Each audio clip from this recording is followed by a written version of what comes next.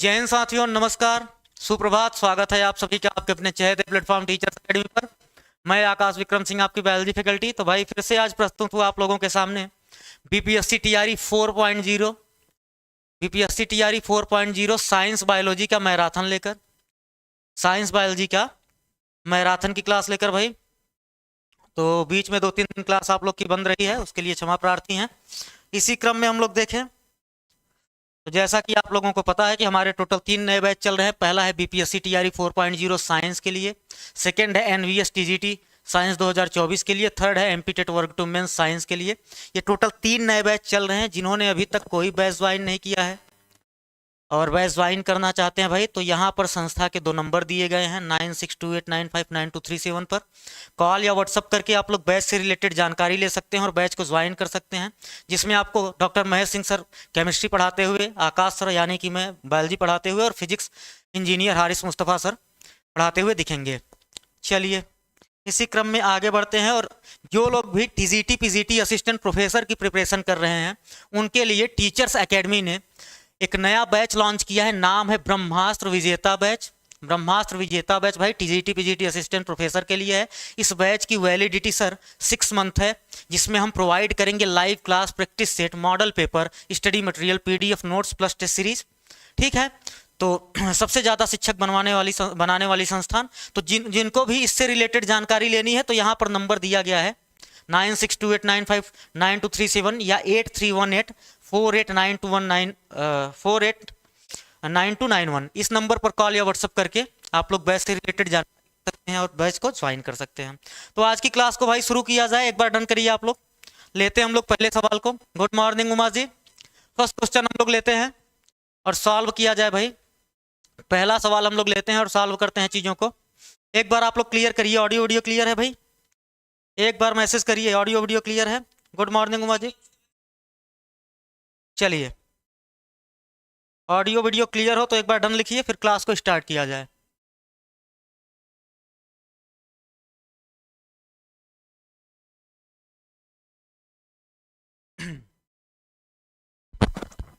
First question आपकी screen पर है भाई। सवाल देखिए और जवाब दीजिए। आपसे बोल रहा है यहां पर फर्स्ट का डी। राधे राधे सुची जी। फर्स्ट का डी आंसर आ रहा है। देखिए आपसे बोल क्या रहा है, which of the following do plant require as micronutrient, micronutrient for their growth. Growth के लिए किस माइक्रोन्यूट्रिएंट की आवश्यकता पड़ती है सर, जरूरत पड़ती है? निम्न में से किस प्रकार के पोषक तत्वों की पौधों में उनकी वृद्धि विकास के लिए सूक्ष्म पोषक तत्व के रूप में आवश्यकता होती है? नाइट्रोजन सर, कैल्शियम, फास्फोरस या कॉपर। क्या होगा भाई, जवाब दीजिएगा। किसकी आवश्यकता पड़ेगी सर? सबका जवाब आ रहा है सर, सबका जवाब आ रहा है कि सर कॉपर की आवश्यकता पड़ेगी। बिल्कुल भाई, कॉपर की आवश्यकता पड़ेगी। हम लोग देखते हैं सर, न्यूट्रिएंट हम लोग पढ़ते हैं, पोषक तत्व या न्यूट्रिएंट की बात करें सर 2 तरीके का होता है। एक माइक्रो होता है, एक मैक्रो होता है। किसी एक को अगर याद कर लिया जाए, अगर मैक्रो को याद कर लें तो माइक्रो वाला ऑलरेडी याद रहेगा। तो हम लोग देख लेते हैं मैक्रो न्यूट्रिएंट के बारे में। मैक्रो न्यूट्रिएंट के बारे में देख लेते हैं। मैक्रो न्यूट्रिएंट में कौन कौन से तत्व पाए जाएंगे, एलिमेंट्स देख लेते हैं। तो याद करने का तरीका एक है भाई, अभी बता दूंगा।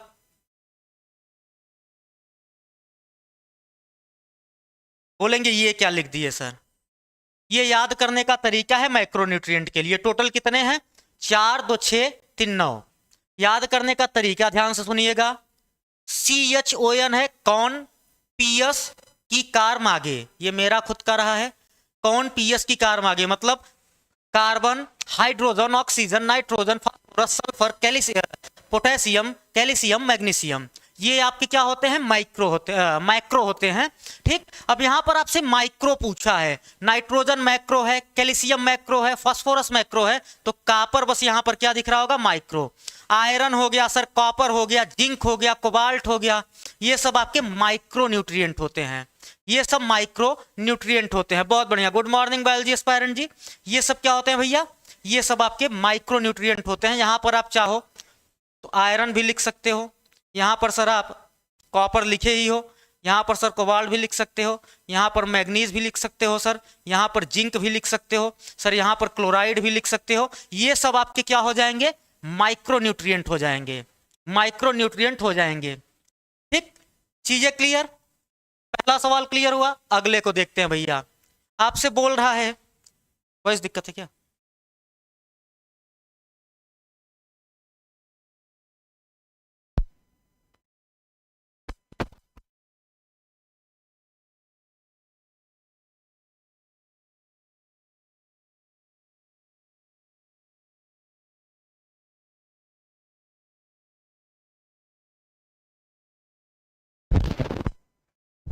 चलिए सेकंड नंबर क्वेश्चन भाई आप लोग पढ़िए, दूसरे नंबर का सवाल पढ़िए और जवाब दीजिए। सेकंड नंबर क्वेश्चन पढ़िए और जवाब दीजिए, ठीक है। सेकंड नंबर क्वेश्चन को पढ़िए। X is essential for formation of red blood cell. X क्या है, एक्स आपका इसेंशियल है आरबीसी के फॉर्मेशन के लिए। किसके लिए भाई, formation of red blood cell. Whose deficiency causes Y, और इसकी डिफिशियंसी क्या काज करती है, वाई काज करती है। जेड इज नीडेड, जेड की जरूरत पड़ेगी एब्जॉर्प्शन ऑफ एक्स, एक्स के एब्जॉर्प्शन के लिए जेड की जरूरत पड़ेगी, जेड की जरूरत पड़ेगी। इसको पढ़िए और ध्यान से और जवाब दीजिए। आपसे बोल रहा है कि x is necessary for formation of RBC, तो यहां पर हम लोग देखते हैं आरबीसी के फॉर्मेशन के लिए आयरन की जरूरत पड़ेगी सर, बिल्कुल हम यहां पर लिख लिए कि आयरन की सर आवश्यकता पड़ेगी, बिल्कुल भाई। हुज डिफिशियंसी काजेज, आयरन की डिफिशियंसी होने पर क्या होता है, आप बोलेंगे सर एनीमिया, इस कंडीशन को एनीमिक कंडीशन या एनीमिया बोलेंगे। अब क्या बोल रहा है कि Z is needed absorption of X, मतलब आयरन के एब्जॉर्प्शन के लिए किसकी जरूरत पड़ेगी, vitamin D, vitamin C, vitamin A या आपका विटामिन डी। आप बोलेंगे सर विटामिन सी, किसकी आवश्यकता पड़ेगी भाई, विटामिन सी की जरूरत पड़ेगी, आवश्यकता पड़ेगी सर विटामिन सी की। तो यहां पर हमें आयरन, एनीमिया और विटामिन सी ढूंढना है, आयरन, एनीमिया और विटामिन सी अपने को ढूंढना है। अगर ध्यान से हम पढ़ें, आयरन, एनीमिया, विटामिन सी आपको यहां पर दिख रहा होगा पी वाला। विटामिन सी का काम क्या होता है, विटामिन सी का काम भाई आयरन का एब्जॉर्प्शन कराना होता है, आयरन का एब्जॉर्प्शन कराना होगा। सेकंड का आंसर क्या होगा, बी होगा, ना कि सी होगा, आंसर बी होगा भैया, ठीक है। विटामिन सी आयरन का एब्जॉर्प्शन कराता है, विटामिन ए नहीं कराता, विटामिन ए नहीं कराता आयरन का एब्जॉर्प्शन, विटामिन सी कराता है आयरन का एब्जॉर्प्शन, जिसे हम लोग एस्कॉर्बिक एसिड बोलते हैं। इसकी डिफिशियंसी से स्कर्वी डिजीज होती है, ठीक। तो बिल्कुल परेशान नहीं होना है, आंसर आपका सेकंड होगा। अगला सवाल, identify the pair of eukaryotic organism. हमको आइडेंटिफाई करना है सर यूकैरियोटिक ऑर्गेनिज्म का pair among the following, from among the following, निम्नलिखित में से यूकैरियोटिक जीवों के जोड़े को पहचानिए। अमीबा, बैक्टीरिया, अमीबा पैरामीशियम, बीजिए paramecium, bacteria, blue green algae. अपने को यूकैरियोटिक पेयर को छांटना है, उसे अलग करना है, वही आपका आंसर होगा। आप बोलेंगे सर अमीबा आपका यूकैरियोट्स है, बिल्कुल ये यूनिसेलुलर यूकैरियोट है सर। और अगर बैक्टीरिया की बात करें सर प्रोकैरियोट है, अमीबा यूकैरियोट है सर, पैरामीशियम प्रोकैरियोट है, प्रोटोजोवन प्रोटिस्ट हैं ये लोग। अगर हम लोग ब्लू ग्रीन एल्गी की बात करें तो सर ये प्रोकैरियोट है, पैरामीशियम सर यूकैरियोट है सर, बैक्टीरिया प्रोकैरियोट है, ब्लू ग्रीन एल्गी प्रोकैरियोट है। आप बोलेंगे सर यहां पर एक ही ऑप्शन, दोनों एक ही ऑप्शन आपको यूकैरियोटिक दिख रहा होगा पेयर के फॉर्म में, वो है अमीबा और पैरामीशियम। अमीबा और पैरामीशियम कैसे हैं सर, ये यूकैरियोट्स होते हैं। अगर आप लिखना चाहो तो लिख सकते हो सर यूनिसेलुलर यूकैरियोट होते हैं सर, ये यूनिसेलुलर यूकैरियोट्स होते हैं, यूकैरियोट्स होते हैं, यूनिसेलुलर यूकैरियोट्स होते हैं। कैसे होते हैं भैया, यूनिसेलुलर यूकैरियोट्स होते हैं, बहुत बढ़िया। ये यूनिसेलुलर आपके यूकैरियोट होंगे, ठीक।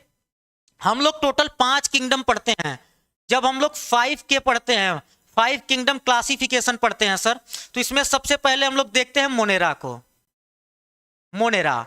देन आपका आता है सर प्रोटिस्टा, प्रोटिस्टा के बाद सर फंजाई, फंजाई के बाद सर प्लांटी, प्लांटी के बाद सर एनिमेलिया, एनिमेलिया।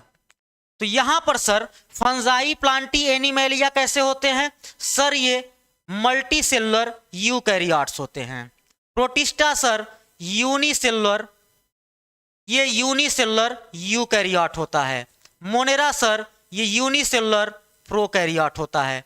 ये ध्यान रखिएगा भाई, यूपीएम यूई ये क्या लिख रहे हैं, unicellular prokaryote, unicellular eukaryote, multicellular eukaryote. तो ये ध्यान दीजिएगा आप लोग।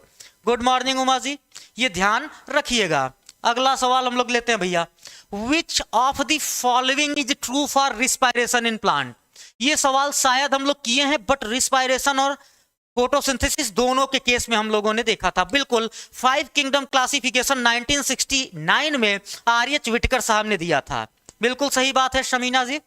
ठीक, चलिए यहां पर बताइए ट्रू फॉर रिस्पायरेशन, रिस्पायरेशन के लिए सही कथन कौन सा है भैया, कौन सा कथन सत्य है।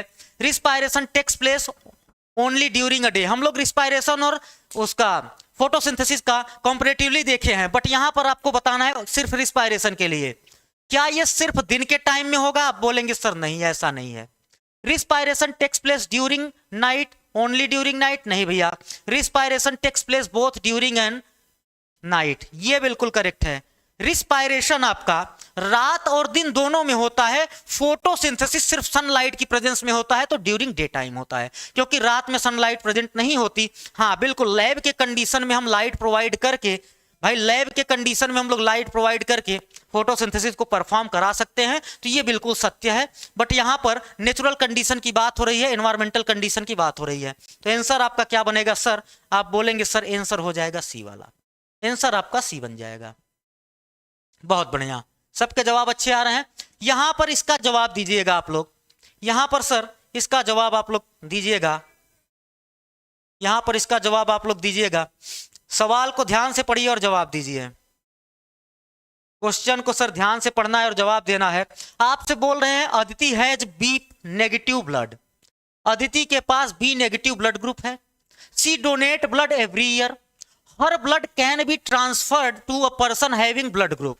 आपसे बोल रहा है कि अदिति नाम की एक कन्या है, उसका ब्लड ग्रुप बी नेगेटिव है। क्या है भैया, उनका ब्लड ग्रुप है बी नेगेटिव।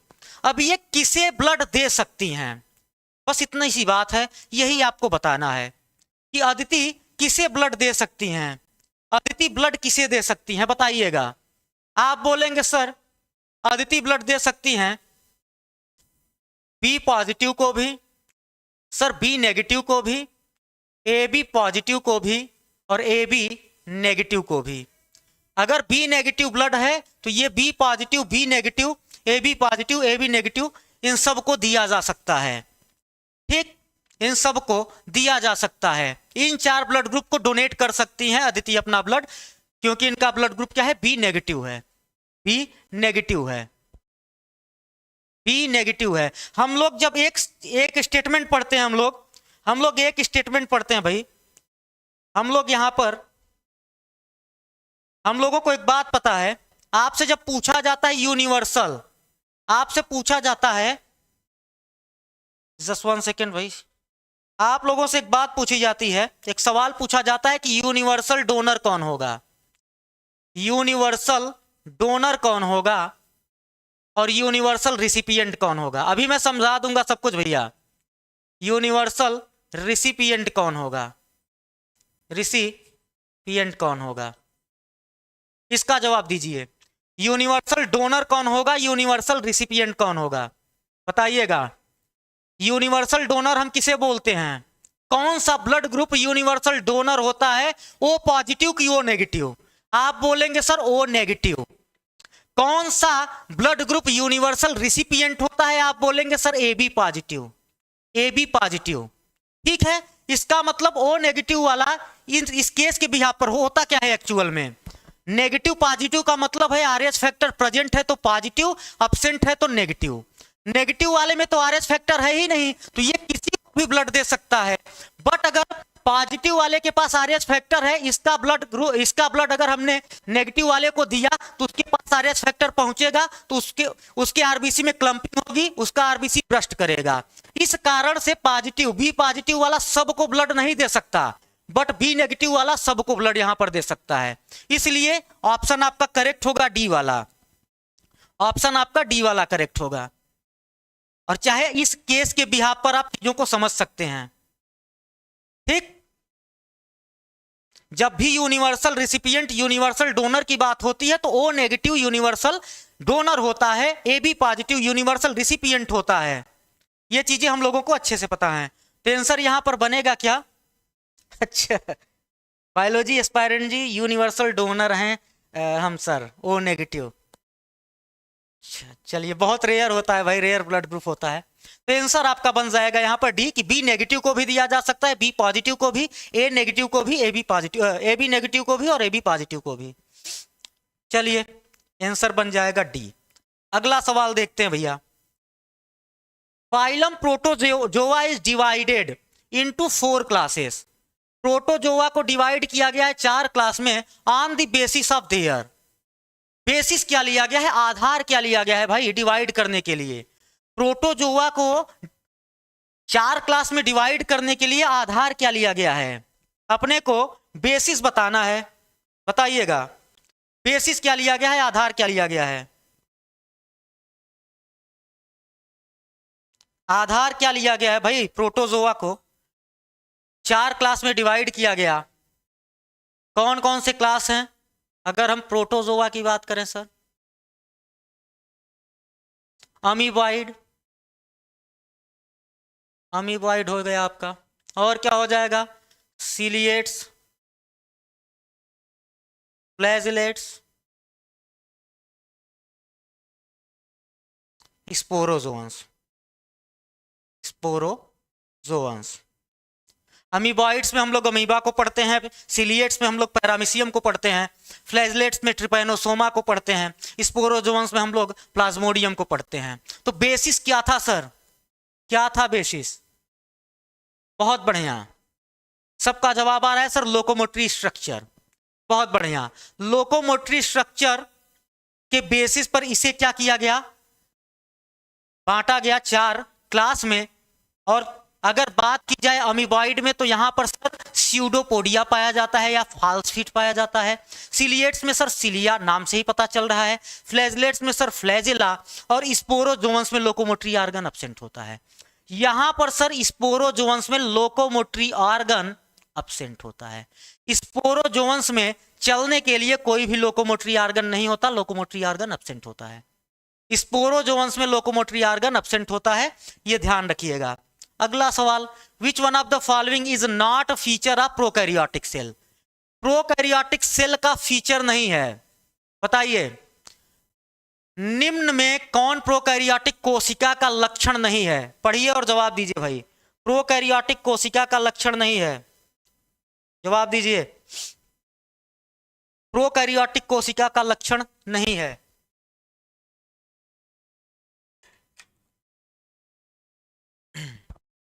बिल्कुल, ट्रिपैनोसोमा अफ्रीकन स्लीपिंग सिकनेस काज करता है, बिल्कुल सही बात है। यहां पर जवाब दीजिएगा आप लोग, प्रोकैरियोटिक सेल का फीचर नहीं है।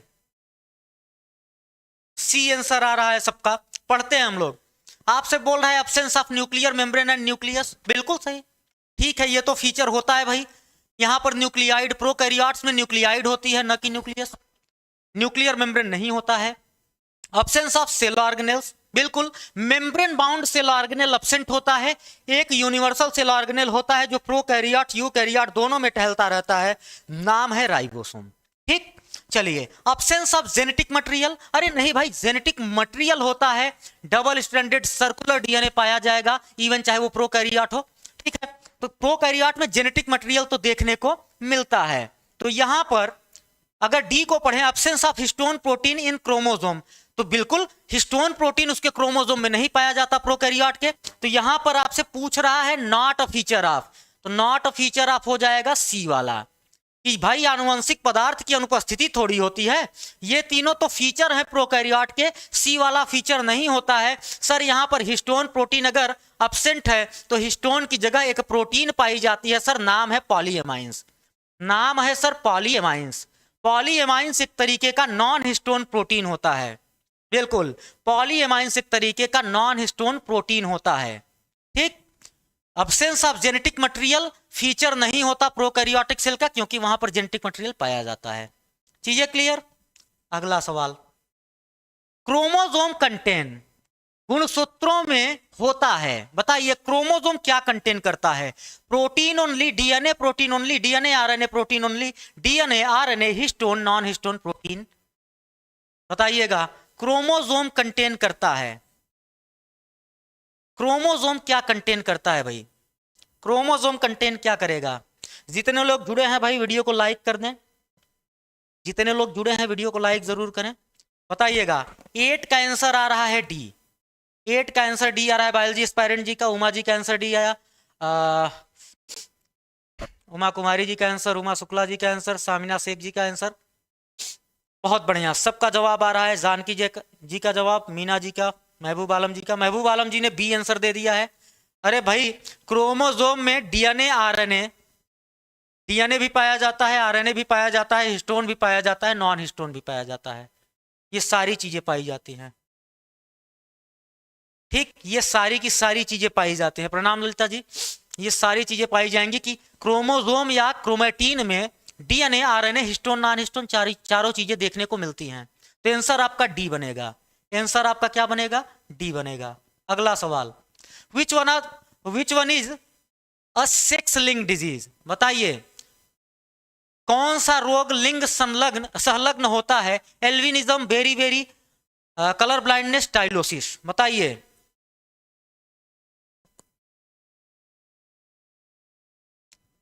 Sir I like you and your video. अरे तो यूथ में तो बहुत कुछ दिया गया होगा। हाँ, एनसीईआरटी की लाइन है, जब आप cell the unit of life पढ़ोगे तो लास्ट में लिखा है कि क्रोमेटिन में DNA RNA histone non histone चारों चीजें होती हैं। बिल्कुल। 9th का आंसर देखते हैं हम लोग। आप बोल रहे हैं सेक्स लिंक डिजीज या एक्स लिंक डिजीज, आपका क्या है? कलर ब्लाइंडनेस है। कलर ब्लाइंडनेस आपका सेक्स लिंक्ड या एक्स लिंक्ड रिसेसिव डिजीज है। कैसा है? आप इसे लिखना चाहे लिख सकते हैं भाई कि ये सर सेक्स लिंक्ड रिसेसिव होता है। कैसा होता है? रिसेसिव डिजीज होती है।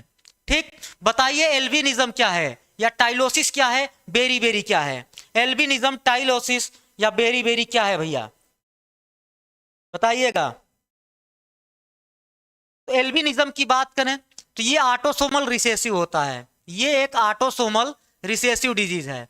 ऑटोसोमल रिसेसिव डिजीज है। इसमें टायरोसिनेज एंजाइम की डिफिशियंसी हो जाती है। यहां पर किस एंजाइम की डिफिशियंसी होगी? टायरोसिनेज एंजाइम की डिफिशियंसी होती है। टायरोसिनेज एंजाइम अपसेंट हो जाता है। एंजाइम यहां पर अपसेंट हो जाता है। रंजकहीनता इसे बोलते हैं। ठीक, बेरी किसके कारण होगा? तो ये थियामिन डिफिशियंसी के कारण होता है। विटामिन B1 डिफिशियंसी के कारण होता है। थियामिन डिफिशियंसी के कारण ये होता है। डिफिशियंसी के कारण ये होता है।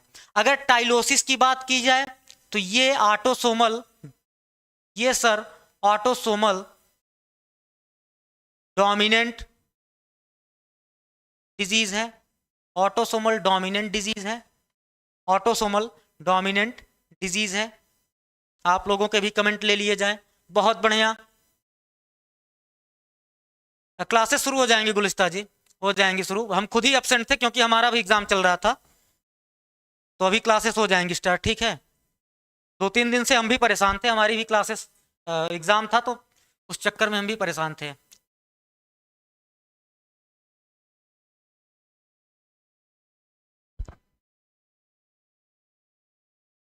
टाइलोसिस क्या होगा? एक स्किन डिसऑर्डर होता है जिसे हावेल इवांस सिंड्रोम भी बोलते हैं। इसे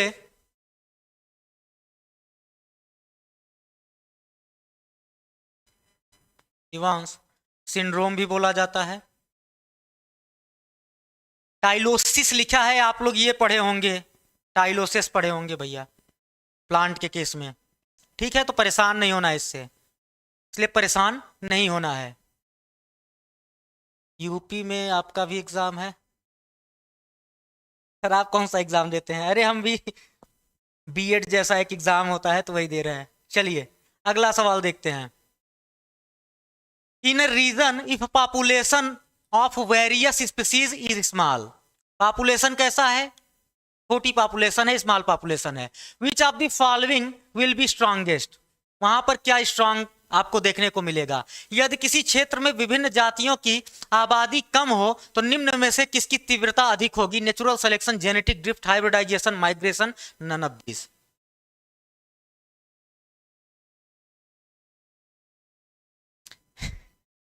सर को देखने में आई थी महबूब आलम जी का भाई एक अलग रहता है अनोखा कमेंट। चलिए यहाँ पर जवाब दीजिए आप लोग। 10th का आंसर बी, बहुत बढ़िया। जेनेटिक ड्रिफ्ट जो होता है सर, ये स्मॉल पॉपुलेशन में ऑपरेट करता है, इसे सेवल राइट इफेक्ट बोलते हैं, इसे सर सेवल राइट इफेक्ट बोलते हैं, सेवल राइट इफेक्ट बोलते हैं। ये स्मॉल पॉपुलेशन में क्या करता है, ऑपरेट करता है, ये स्मॉल पॉपुलेशन में ऑपरेट करेगा। यहां पर आप लिख लीजिएगा ऑपरेट्स इन स्मॉल पॉपुलेशन, ये स्मॉल पॉपुलेशन छोटे पॉपुलेशन में क्या करेगा। सर बीएड मत कीजिए, अरे अब एडमिशन ले लिए हैं, जब कुल्हाड़ी पर पैर मार ही दिए हैं तो करने में क्या हर्ज है। चलो, which of the following secretion associated with digestion does not have enzyme, इन चारों में से कौन सा सिक्रीशन डाइजेशन से तो एसोसिएटेड है बट उसके पास एंजाइम नहीं है, बताइएगा। Bile, gastric juice, saliva, pancreatic juice, बताइए भैया, बताइए।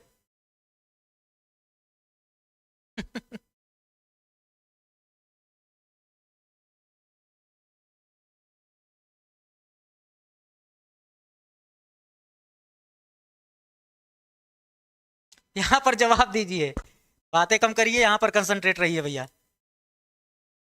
हाँ बहुत बढ़िया। अगर हम बात करें सर बाइल की, अगर हम बाइल की बात करें तो यहां पर कोई एंजाइम नहीं होता, कोई एंजाइम नहीं होगा। बाइल के बारे में कुछ छोटी छोटी सी बातें देख लेते हैं। बाइल का पीएच बताइएगा आप लोग, बाइल का सिक्रीशन कहां से होगा, बाइल का स्टोरेज कहां पर होगा, बताइए। पीएच कितना होता है बाइल का, सिक्रीशन कहां से होता है, स्टोरेज कहां पर होता है। अगर पीएच की बात की जाए तो 7.6 के आसपास हम लोग लिखते हैं।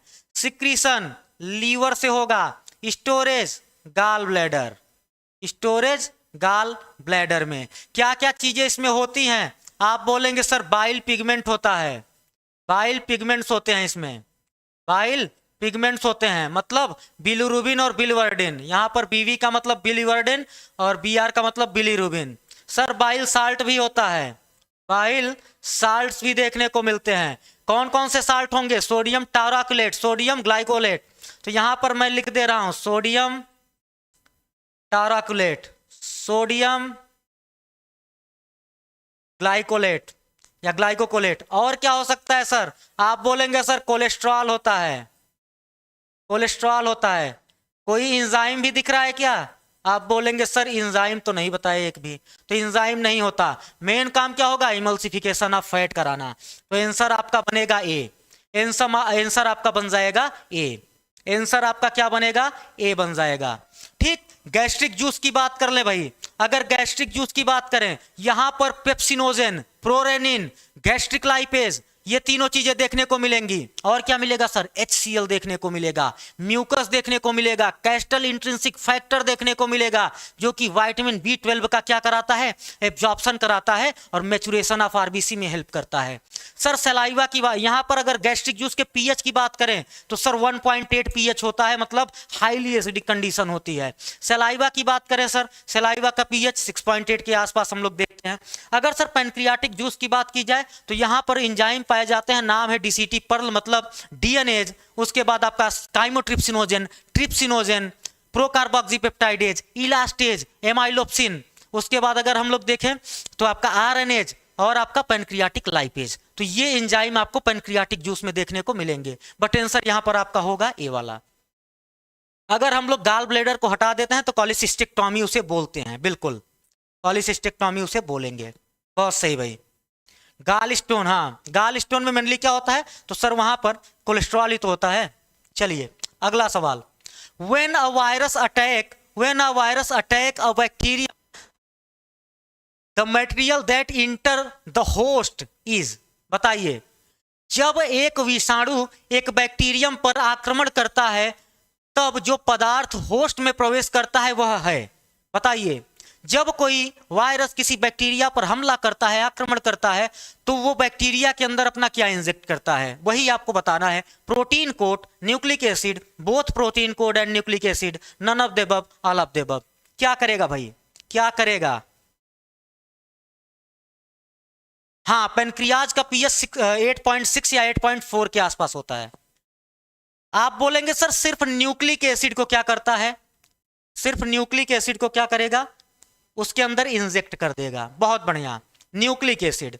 कोई भी वायरस हो, न्यूक्लियो प्रोटीन का ही बना हुआ वायरस क्या होगा?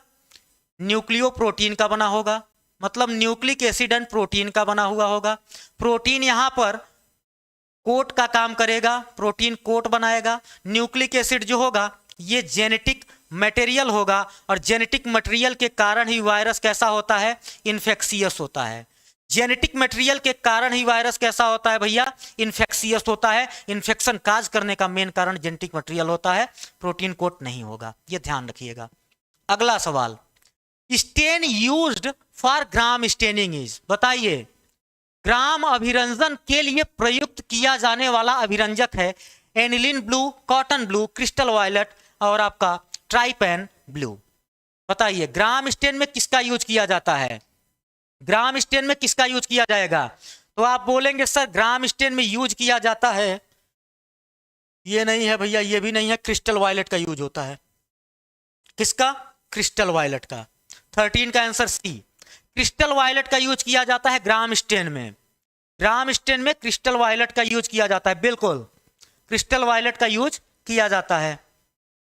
अगला सवाल, the term lichen was used by, बताइए टर्म लाइकेन किसने यूज किया था? अरिस्टोटल, डायोस्कोरिडियस या आपका थियोफ्रास्टस या प्लाइने? बताइए लाइकेन का मतलब क्या होता है? आप बोलेंगे sir mutual relation between, lichen का मतलब है फंजाई और एल्गी के बीच का म्यूचुअल रिलेशन, या हाँ एसोसिएशन, फंजाई और एल्गी के बीच का म्यूचुअल रिलेशन या एसोसिएशन ही लाइकेन बोला जाता है। ठीक है, ये दोनों एक दूसरे के साथ रहना पसंद करते हैं इसलिए साथ रहते हैं। बट ये लाइकेन टर्म दिया किसने? जवाब आ रहा है सर थियोफ्रास्टस, बिल्कुल सही है। थियोफ्रास्टस साहब ने क्या किया था? इन्होंने भाई लाइकेन टर्म का यूज किया था, और थियोफ्रास्टस को फादर ऑफ बॉटनी भी बोला जाता है। ये क्या है? ये हैं फादर ऑफ बॉटनी, वनस्पति शास्त्र के पिता हैं, वनस्पति विज्ञान के पिता हैं। अगला सवाल, the edible part of mango is, mango का एडिबल पार्ट बताना है। आम का खाने योग्य भाग है fibrous mesocarp, seed coat, endocarp, epicarp. बताइएगा भैया क्या खाने योग्य भाग होता है? खाने योग्य भाग क्या होता है बताइएगा।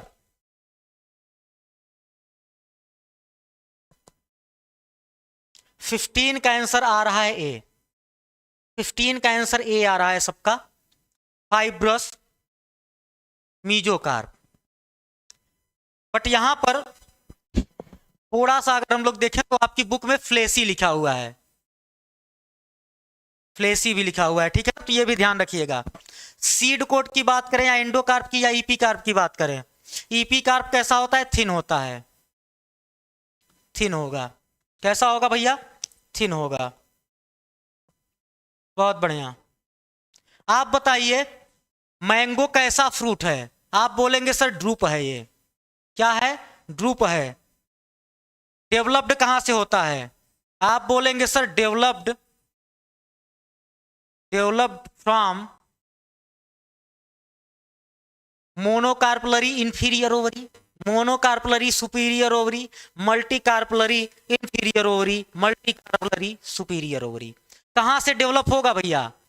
हाँ, एनाकार्डियेसी फैमिली है, बिल्कुल। डेवलप कहां से होगा? कैसी ओवरी होगी? आपका जवाब होगा सर मोनोकार्पलरी, कार्पेलरी सुपीरियर, ये सवाल ध्यान में रखिएगा। ओवरी, आपसे एक सिंपल सा सवाल पूछा जाएगा कि ड्रूप जो होगा, मैंगो जो होगा, एक ड्रूप फ्रूट है जो कि डेवलप होता है मोनोकार्पलरी सुपीरियर ओवरी से। ये मोनोकार्पलरी सुपीरियर ओवरी से डेवलप होता है। और एक फ्रूट का नाम हम लोग पढ़ते हैं जिसे बोलते हैं हम लोग नारियल बोलते हैं, कोकोनट, ठीक है, वो भी मोनोकार्पलरी सुपीरियर ओवरी से ही डेवलप होता है। मोनोकार्पलरी सुपीरियर ओवरी से वो भी डेवलप होता है। तो ये ध्यान रखिएगा, आंसर आपका ए बनेगा। अगला सवाल, brown sugar is commonly named as, brown sugar is commonly named for, बताइए सामान्य रूप से ब्राउन शुगर नाम प्रयुक्त होता है एलएसडी के लिए, हशीश के लिए, हीरोइन के लिए, बारबिट्यूरेट्स के लिए। बताइए भैया, ब्राउन शुगर टर्म किसके लिए यूज होता है? एलएसडी को कहां से एक्सट्रैक्ट करेंगे? एक तरीके का ये क्या है, हेलुसिनोजेन है, हेलोसिनोजेन है, मतलब भ्रामक है, सिनोजेन है ये। इससे हम लोग क्लेविसेप्स परप्यूरिया से एक्सट्रैक्ट करते हैं, ठीक है। हशीश हो गया, एक और नाम इसके साथ जोड़ सकते हैं, चरस हो गया, गांजा हो गया, हशीश, चरस, गांजा, ये सब क्या होते हैं? ये सब क्या होंगे भाई बताइएगा? कैटरीना के लिए, अरे बदमाशी मत करो, इधर जवाब दो।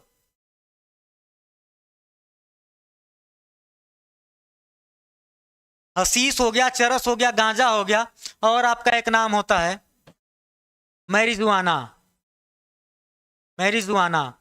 ये सब कैनाबिस सैटाइवा या कैनाबिनॉइड्स होते हैं, एक्सट्रैक्ट किए जाते हैं कैनाबिस सैटाइवम से, ठीक है, कैनाबिनॉइड्स होते हैं।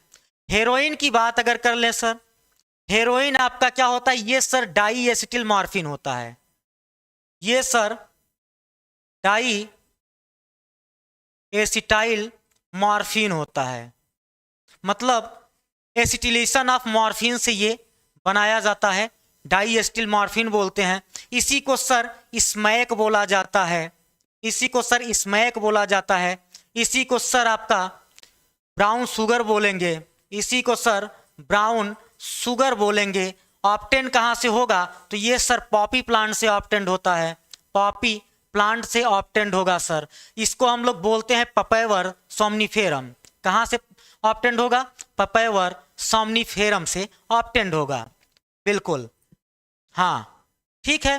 तो इसी को स्मैक या ब्राउन शुगर बोलते हैं। तो ये हमने कर दिया आंसर सी के लिए। हेरोइन को ही क्या बोलते हैं? ब्राउन शुगर या स्मैक बोला जाता है। ये डाई एसिटिल मॉर्फिन होता है, मतलब मॉर्फिन के डाई एसिटिलेशन से फाइंड होता है, बनाया जाता है। पॉपी प्लांट या पपैवर सोमनिफेरम से ये निकाला जाता है। बारबिट्यूरेट्स क्या होगा? आप बोलेंगे सर मेंटल इलनेस में, डिप्रेशन में, इन सब चीज़ों में बारबिट्यूरेट्स दवा का यूज किया जाता है। एक और दवा होती है एम्फिटामिन्स, ये सब मेडिसिन ही हैं, एम्फिटामिन्स का भी यूज किया जाता है। तो यहाँ पर आंसर आपका बनेगा बी, आंसर आपका बनेगा बी, ठीक, आंसर आपका बन जाएगा बी,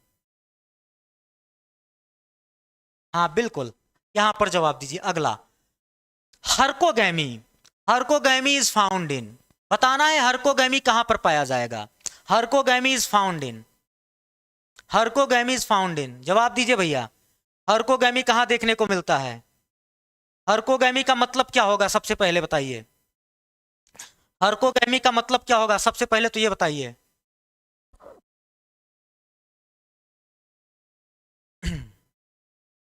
हर्कोगैमी का मतलब क्या होगा? आप बोलेंगे sir morphological barrier are formed between anther and stigma. Herkogamy में होता क्या है? एंथर और स्टिग्मा के बीच में मार्फोलॉजिकल बैरियर होगा, morphological barrier formed between anther and stigma.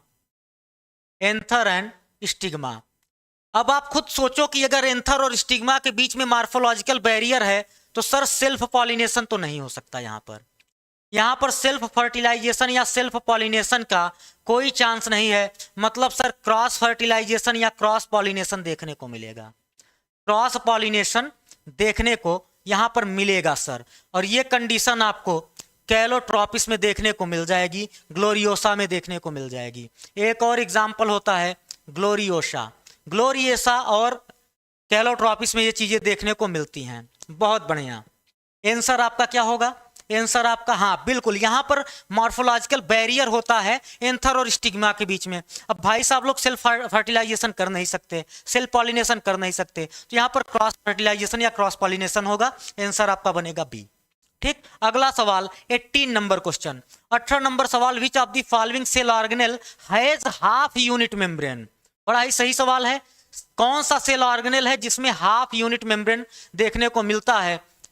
निम्नलिखित में से किस कोशिकांग में आधी इकाई झिल्ली होती है? Mitochondria, spherosome, nucleus, chloroplast, none of these, none of these. बताइए भैया, बताइए।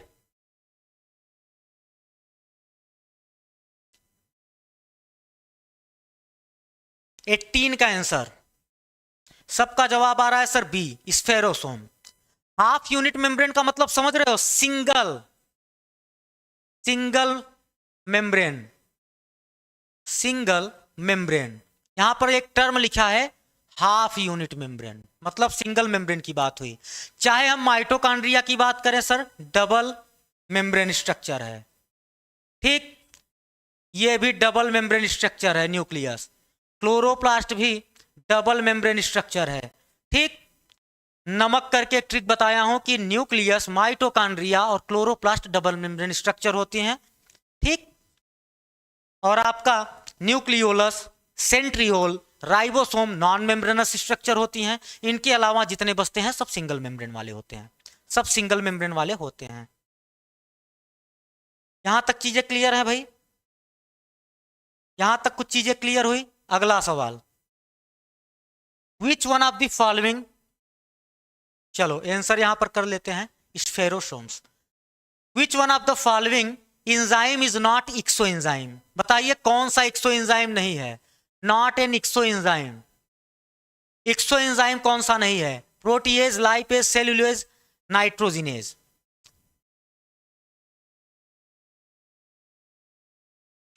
सर एग्जाम में पास हो गए, एक झलक में है। अरे इधर देखो भैया, जवाब दीजिए भैया। जब हमारा एग्जाम होगा तो हम आप सभी लोग को बुला लेंगे, आप लोग पास करिएगा। यहां पर जवाब दीजिए, प्रोटीएज, लाइपेज, सेलुलेज, नाइट्रोजिनेज। कौन सा एक्सो एंजाइम नहीं है? अरे भैया जितने भी डाइजेस्टिव एंजाइम होते हैं वो एक्सो ही होंगे। नाइट्रोजिनेज आपका एक्सो एंजाइम नहीं होता, ये कॉम्प्लेक्स एंजाइम होता है। ठीक है, नाइट्रोजन फिक्सेशन में यूज होगा, एक तरीके का कॉम्प्लेक्स एंजाइम होगा, एक्सो एंजाइम नहीं होता है।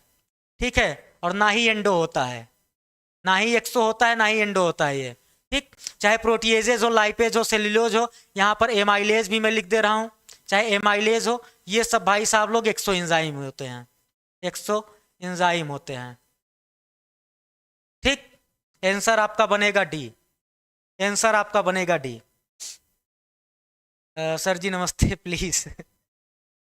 किस बात के लिए प्लीज कर रहे हैं भाई? साइंस बायोलॉजी जी नमस्ते भाई। चीटिंग कराएंगे?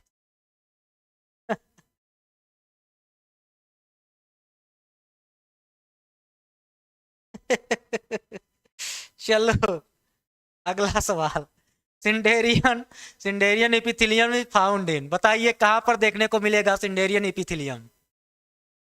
ट्रैकिया में, नाजल पैसेज में, बोमान कैप्सूल में, हेनले लूप्स में। कहां पर मिलेगा भाई सिंडेरियन epithelium? Question number 20, 20 number question.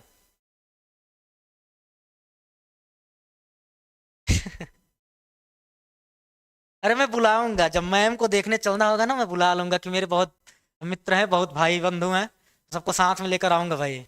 चलो इधर पहले ध्यान दो, जवाब सबका आ रहा है बी, बहुत बढ़िया। नाजल पैसेज, नासा मार्ग में या नाजल पैसेज में सिंडेरियन एपिथेलियम देखने को मिलता है। बहुत बढ़िया, सिंडेरियन एपिथेलियम देखने को मिलेगा। बहुत बढ़िया भाई। चलिए सबका जवाब सही आया है, बहुत अच्छी बात है, सुंदर जवाब है सबका।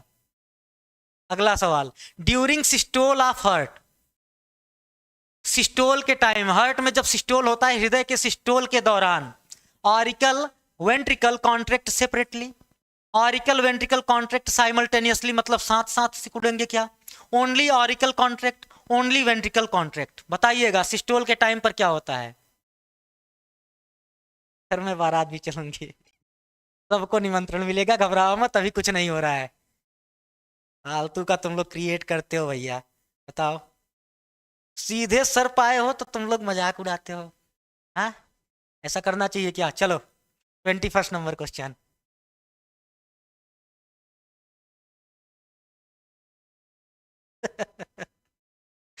करुणा जी क्या सही है रे भाई। यहां पर बताइए सिस्टोल के टाइम पर क्या होता है?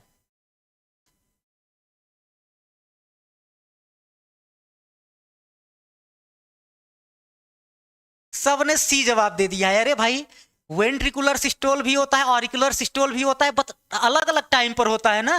तो यहां पर जवाब तो आपको देना चाहिए सर कि ऑरिकल भी और वेंट्रिकल दोनों कॉन्ट्रैक्ट करेंगे सिस्टोल के टाइम पर, बट अलग अलग समय पर करेंगे, सेपरेट कॉन्ट्रैक्ट करते हैं। समझे कि नहीं? क्या वेंट्रिकल सिस्टोल नहीं करता? वेंट्रिकल में कॉन्ट्रैक्शन नहीं होता तो ब्लड जाएगा कैसे आगे? तो चाहे ऑरिकल में भी बोला जाए तो यहां भी सिस्टोल होगा, वेंट्रिकल में भी सिस्टोल होगा, बट सेपरेटली होगा, टाइमिंग अलग अलग होगी, एक साथ नहीं होता।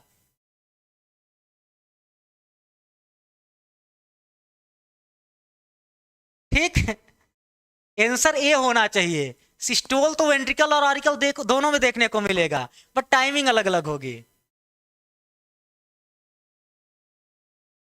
अरे बाप रे बाप, कुछ नहीं हो रहा है। फ्लेम सेलार, बताओ। ज्वाला कोशिका की बात कर लेते हैं। Flame cells are, reproductive, sensory, excretory, inflammatory. Flame cell को वो हम लोग सर प्रोटोनिफ्रिडिया भी बोलते हैं, कहीं कहीं पर इसे प्रोटोनिफ्रिडिया भी बोल देते हैं सर। ठीक, फ्लेम सेल को प्रोटोनिफ्रिडिया बोल देते हैं। कहाँ कहाँ पर देखने को मिलता है? आप बोलेंगे सर ये आपका प्लेटीहेल्मिन्थीज में देखने को मिलता है, प्लेटीहेल्मिन्थीज में देखने को मिलेगा। और कहाँ देखने को मिलेगा? आप बोलेंगे सर ये सिफेलोकार्डेट्स में भी देखने को मिलेगा। सर ये सिफेलोकार्डेट्स का मतलब एम्फिऑक्सस में देखने को मिलेगा। और कहाँ पर होगा? कुछ रोटिफर्स में भी सर देखने को मिलेगा, रोटिफर्स में भी देखने को मिलेगा। सम एनेलिड्स में भी देखने को मिलेगा, सम एनेलिड्स में भी देखने को ये मिलेगा। इसका मतलब ये 4 जगह पर पाया जा सकता है। और कराता क्या है सर? एक्सक्रीशन कराता है, एक्सक्रीशन कराता है, एक्सक्रीटरी ऑर्गन जैसा बिहेव करता है। ठीक, बहुत बढ़िया। हाँ, तो ये पाया कहाँ कहाँ जाएगा? प्लेटीहेल्मिन्थीज में, सिफेलोकार्डेट्स में, रोटिफर्स में, और आपका कहाँ पर? सम एनेलिड्स में। एक सिंपल सा सवाल जनरेट करेंगे कि किस कॉर्डेट्स में flame cell as excretory organ होता है। आप बोलेंगे सर, आप बोलेंगे सर सिफेलोकार्डेट में, ये ध्यान रखिएगा। अगला बिल्कुल सोलिनोसाइड बोलेंगे भाई, बिल्कुल बिल्कुल भैया। यहां पर जवाब दीजिए 23 नंबर। Which of the following cell never undergo S phase? कौन सी सेल सिंथेटिक फेज में नहीं जाती है? सिंथेटिक फेज में कौन सी सेल नहीं जाएगी? Human nerve cell, epithelial cell, stem cell, none of these, all of the above. बताइए भैया। अरे नहीं, वो हम खुद ही थोड़ा सा परेशान थे कॉलेज के चक्कर में, तो नहीं तो क्लासेस रहती हैं, प्रॉपर रहती हैं। और ऐसी टाइमिंग रख दी गई है कॉलेज में ना कि उसी समय पर आपकी क्लास होती है, मतलब मेरा स्लॉट होता है 9 से 12, तो वहां पर दिक्कत हो जा रही है।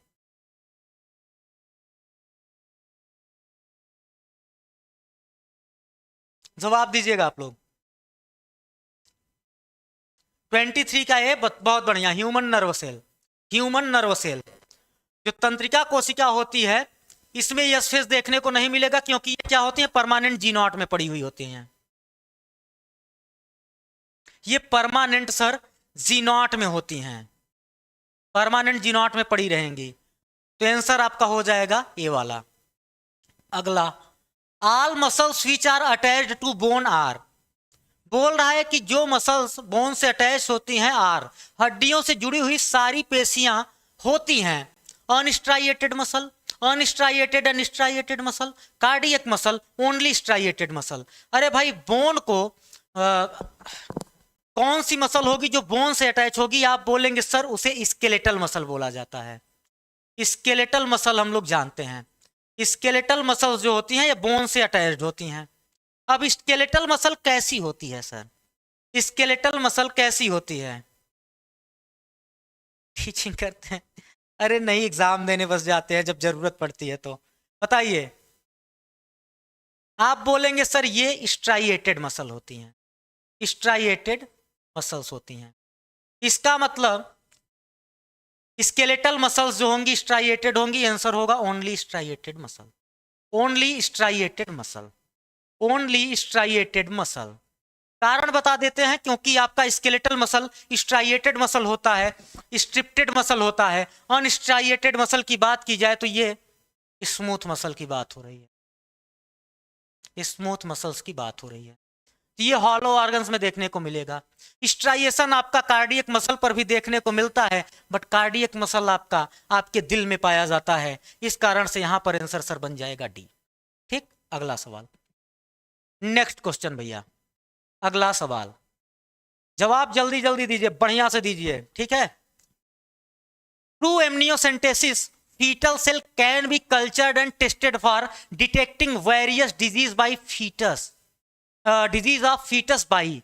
एमनियोसेंटेसिस के द्वारा भ्रूण कोशिकाओं का संवर्धन किया जा सकता है और भ्रूण की अनेक व्याधियों के संसूचन के परीक्षण किए जा सकते हैं। बताइए, एमनियोसेंटेसिस के थ्रू हम लोग क्या क्या परीक्षण कर सकते हैं? कैरियोटाइप, गुणसूत्र प्रारूप द्वारा, enzyme production, DNA analysis, all of these. क्या होगा भैया, या नन ऑफ दीज? आंसर दीजिए। 25 का आंसर सबका डी आ रहा है, बहुत बढ़िया भाई। कि सर कैरियोटाइप हो गया, एंजाइम प्रोडक्शन हो गया, डीएनए एनालिसिस हो गया, ये तीनों चीजें हम लोग एमनियोसेंटेसिस के थ्रू करा सकते हैं। बहुत बढ़िया, आंसर आपका डी बनेगा। मे बी ए नहीं, ए नहीं भाई, डी होगा।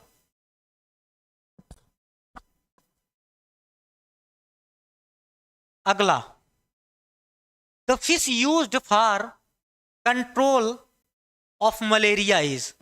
बताइए, मलेरिया को कंट्रोल करने के लिए किस फिश का यूज किया जाता है? मलेरिया के नियंत्रण के लिए कौन से मछली का प्रयोग किया जाता है? रोहू, जिसका नाम है लेबियो रोहिता। इसको बोलते हैं सर लेबियो रोहिता, रोहिता। ठीक, बताइएगा।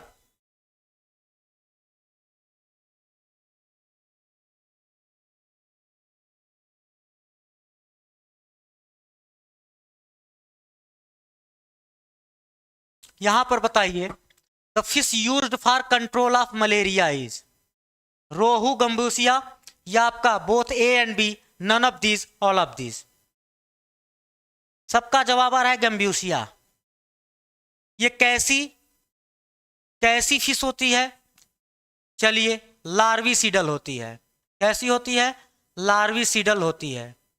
लार्विसीडल का मतलब लार्वा पर फीड करती है। ये करेगी क्या? मॉस्किटो का जो लार्वा होगा उसी पर फीड कर जाएगी, उसी को खा जाएगी। अब लार्वा ही नहीं है तो मॉस्किटो आएगा कहां से? ठीक है, बहुत बढ़िया।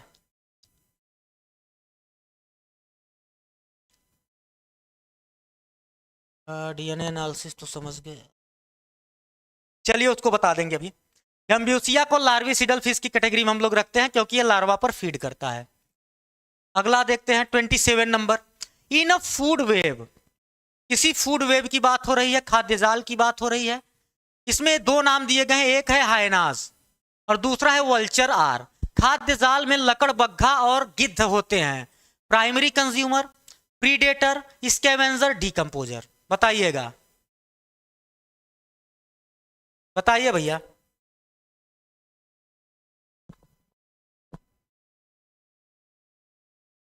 Twenty 27 number question. हाइनास और वल्चर क्या होते हैं किसी भी खाद्य जाल में? बहुत बढ़िया, सबका जवाब सी आ रहा है कि सर स्कैवेंजर होते हैं, अपमार्जक होते हैं, सफाई करने वाले होते हैं, जो भी बचा खुचा है सबको निपटा देते हैं। तो ये कैसे होंगे? स्कैवेंजर होंगे। बहुत बढ़िया, स्कैवेंजर होंगे, बहुत अच्छी बात है। अगला सवाल, membranous labyrinth is called stato acoustic organ. Membranous labyrinth को स्टेटो अकॉस्टिक ऑर्गन बोला जा रहा है। हालांकि ये बोला जाता है आपको ईयर को बोला जाता है, बट हम समझते हैं because it is concerned with, ये किससे संबंध रखता है भाई? कला गहन को श्रवणों का संतुलन अंग भी कहते हैं क्योंकि इसका कार्य है hearing, balancing, sound production, none of these, both. यहां बोथ ए एंड बी कर लीजिएगा, ए एंड बी कर लीजिएगा भाई। बताइए स्टेटो अकॉस्टिक ऑर्गन का मतलब क्या होगा? हाँ, सफाई कर्मचारी। स्टेटो अकॉस्टिक ऑर्गन का मतलब क्या होगा? 28 का आंसर आ रहा है सर। स्टेटो का मतलब संतुलन बनाएगा, अकॉस्टिक का मतलब सुनने में हेल्प करेगा, तो हियरिंग और बैलेंसिंग दोनों काम करेगा। इसी कारण से इसको स्टेटो अकॉस्टिक ऑर्गन बोला जाता है। ठीक, हाँ, हियरिंग एंड बैलेंसिंग दोनों। बहुत बढ़िया। एक्चुअल में ये ईयर के केस में होना चाहिए था। ईयर को स्टेटो अकॉस्टिक ऑर्गन बोला जाता है, ईयर को। ठीक, बट इन्होंने मेम्ब्रेनस लेवरिंथ को ही बोल दिया है। तो अगर आपसे पूछा जाए कि स्टेटो अकॉस्टिक ऑर्गन किसे बोला जाता है, तो आंसर आप आंख बंद करके ईयर को कर लीजिएगा। ठीक, gall bladder of a patient was surgically removed. भाई गॉल ब्लेडर को सर्जिकली रिमूव्ड कर दिया गया। Which of the following dietary advice would be help to him. किसी मरीज का पित्ताशय शल्य चिकित्सा द्वारा निकाल दिया गया है, ऑपरेट करके निकाल दिया गया है। निम्न में से कौन सी आहार संबंधी सलाह उसके लिए मददगार होगी? कौन सी?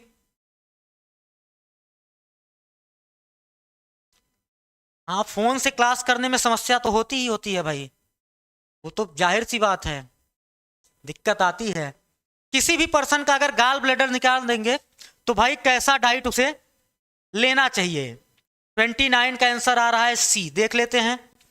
एवॉइड हाई प्रोटीन डाइट, नहीं भैया। Avoid high salt content in food, ये भी नहीं। Avoid high fat food. Reason क्या है? गॉल ब्लैडर के पास सर स्टोर होता है, गॉल ब्लैडर के पास स्टोर होता है बाइल जूस, और bile juice he emulsification of fat कराता है। अब अगर बाइल जूस नहीं है तो फैट का प्रॉपर डाइजेशन नहीं होगा, तो आपको सलाह दी जाएगी कि फैटी चीजों को कम खाएं।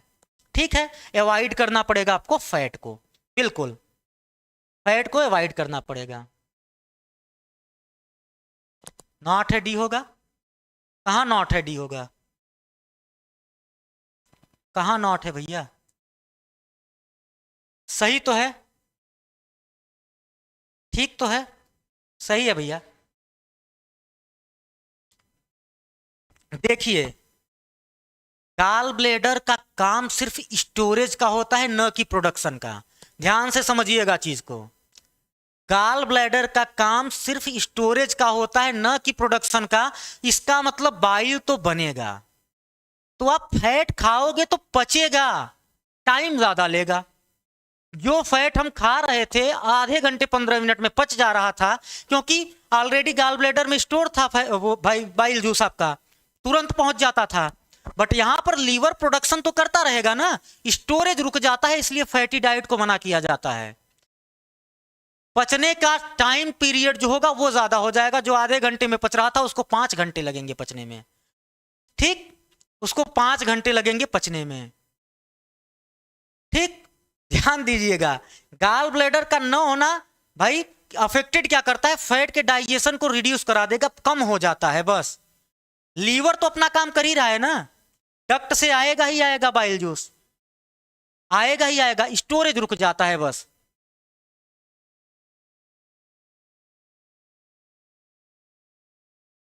From among the following identify the set of vitamin which are stored in liver.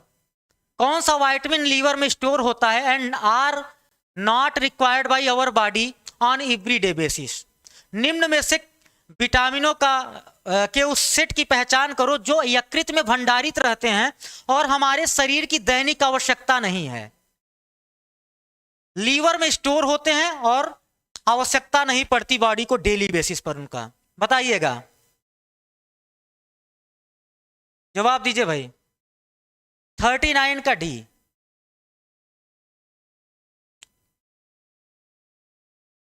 30 का क्या है? डी। 30 का आंसर आ रहा है सर ADE के। बहुत बढ़िया, ADE के फैट सॉल्युबल विटामिन है। ठीक है, एक और विटामिन हो सकता है विटामिन B12। ये भी स्टोर होता है कहां पर? लीवर में। विटामिन B12 भी लीवर में स्टोर होता है। बिल्कुल, ADE के आपका क्या है? फैट सॉल्युबल विटामिन है। ADE के क्या है? फैट सॉल्युबल विटामिन है। फैट सॉल्युबल होता है, फैट सॉल्युबल विटामिन होता है। इसका स्टोरेज लीवर में होता है, डेली बेसिस पर इसकी जरूरत नहीं पड़ती। और फैट और एक विटामिन होता है जो लीवर में स्टोर होता है, विटामिन B12। ठीक, बहुत बढ़िया। अगला सवाल भैया, इसे मैच कराइए, इसे मैच करा के जवाब दीजिए फटाफट आप लोग। Nerve cell, RBC, white blood cell WBC, muscle cell, skin cell, flat shaped, disc shaped, long and thin, changing shape, long and branched. 31 number question. 31 number सवाल, 31 नंबर सवाल भाई।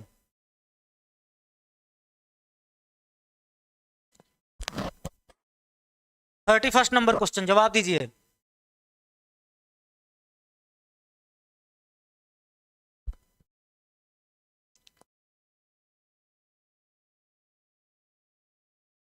मसल सेल कैसा होगा?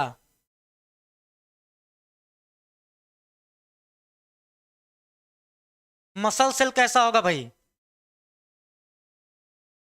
मसल सेल की बात अगर हम लोग करें तो आप बोलेंगे सर मसल सेल आपका हो जाएगा लॉन्ग एंड थिन। ठीक, स्किन कैसी होगी? फ्लैट शेप्ड होगी, फ्लैट शेप्ड होगी। आंसर बताइए। सबका जवाब आ रहा है सर बी। बहुत बढ़िया, अभी दिख रहा होगा भाई, बफरिंग कुछ टाइम के लिए हुआ है, अभी ठीक है, अभी ठीक होगा। अब यहां पर मैच कराते हैं सर हम लोग। ए वाला 5 से मैच कर रहा है भाई, दो जगह 5 दिख रहा है ए का। चलिए, बी वाला सर सेकंड से। चलिए, आंसर आपका बन गया। चलिए भैया, आंसर मिला बी।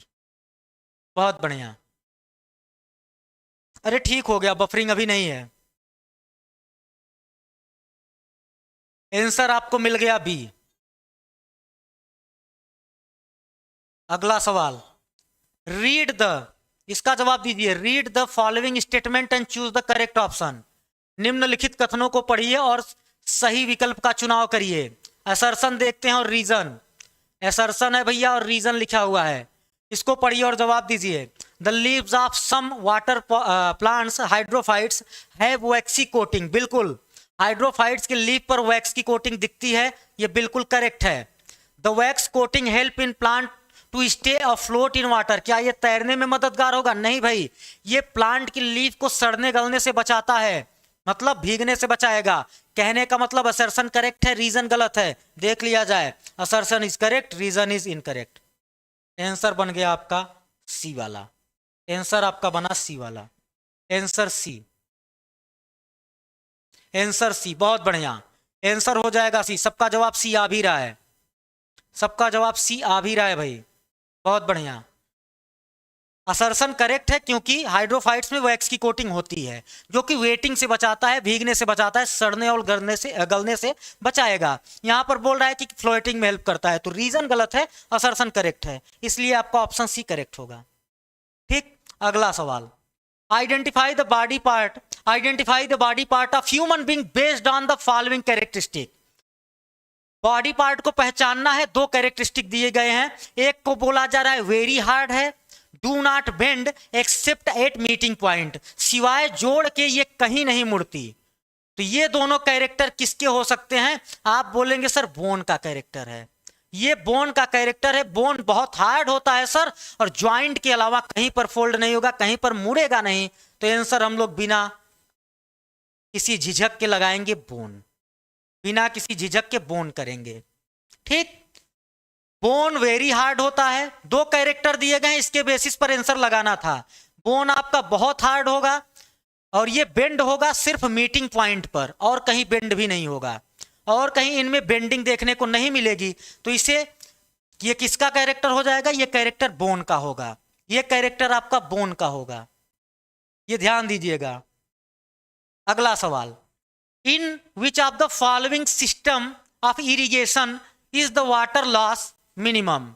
बताइए, सिंचाई के कौन सी विधि में सबसे कम वाटर लॉस होता है? स्प्रिंकलर में यह सवाल कराया हूं, स्प्रिंकलर में, ड्रिप सिस्टम में, धैकली सिस्टम में, रहट सिस्टम में। बताइएगा कहां पर वाटर लॉस सबसे कम होता है? वाटर लॉस सबसे कम कहां पर होगा? कौन से?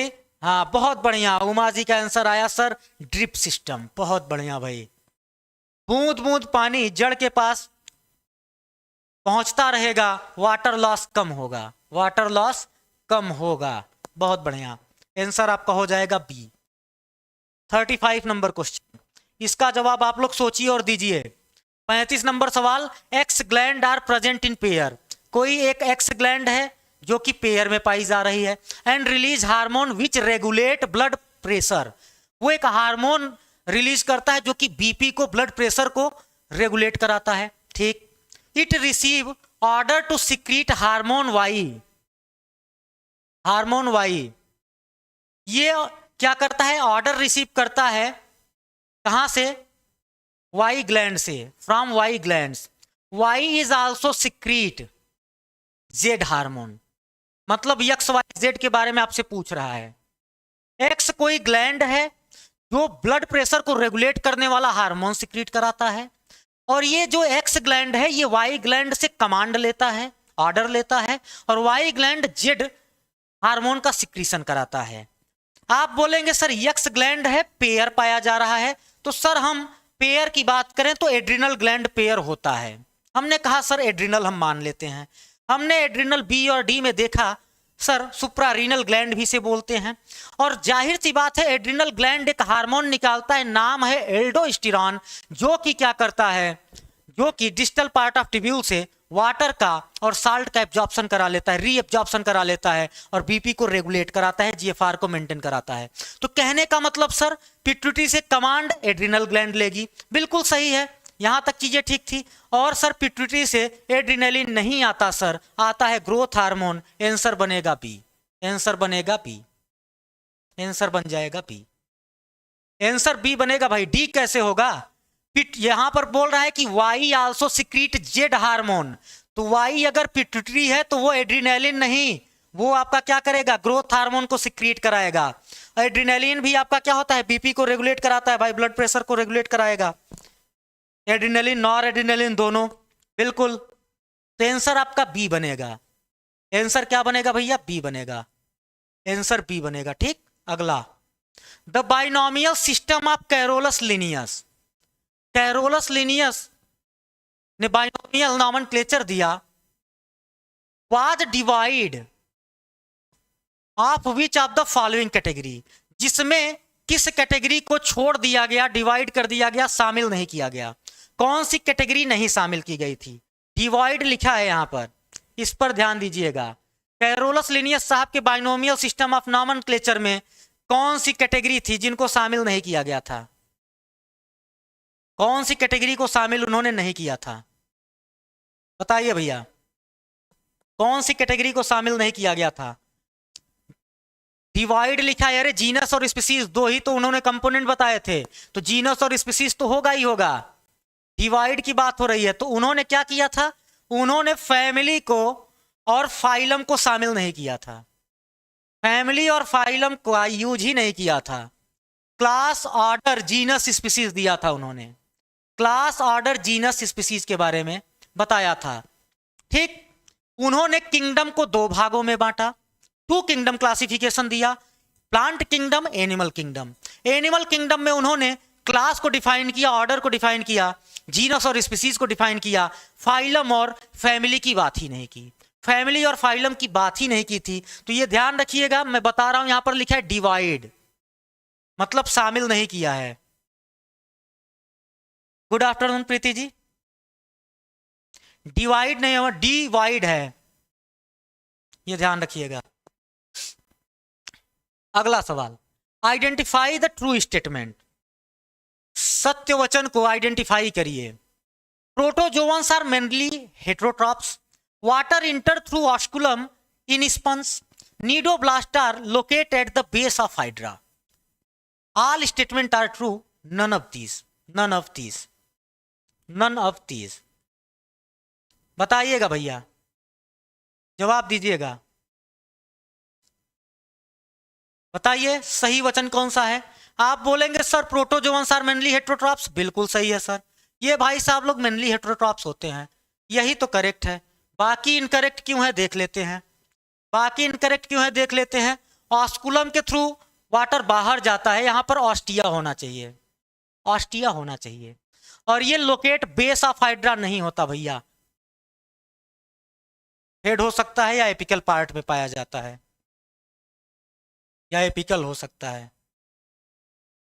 ठीक, तो ये लोग गलत हो गए, आंसर सही हुआ ए वाला, आंसर सही हुआ ए, बहुत बढ़िया, सबका सवाल जवाब बिल्कुल ठीक है भैया, आंसर होगा ए।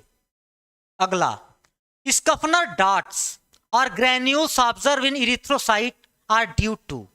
बताइए, स्कफनर डॉट या ग्रेन्यूल ऑब्जर्व करते हैं इरिथ्रोसाइट में, आर ड्यू टू लाल रुधिर कणिकाओं में स्कफनर या सफनर के बिंदु या कण दिखाई देते हैं, फाइलेरिया के टाइम पर, मलेरिया के टाइम पर, कालाजार के टाइम पर, जियार्डियासिस के टाइम पर। बताइएगा स्कफनर डॉट कब देखने को मिलता है, स्कफनर डॉट,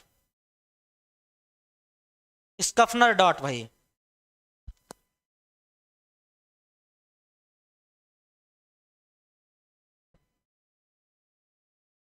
स्कफनर डॉट,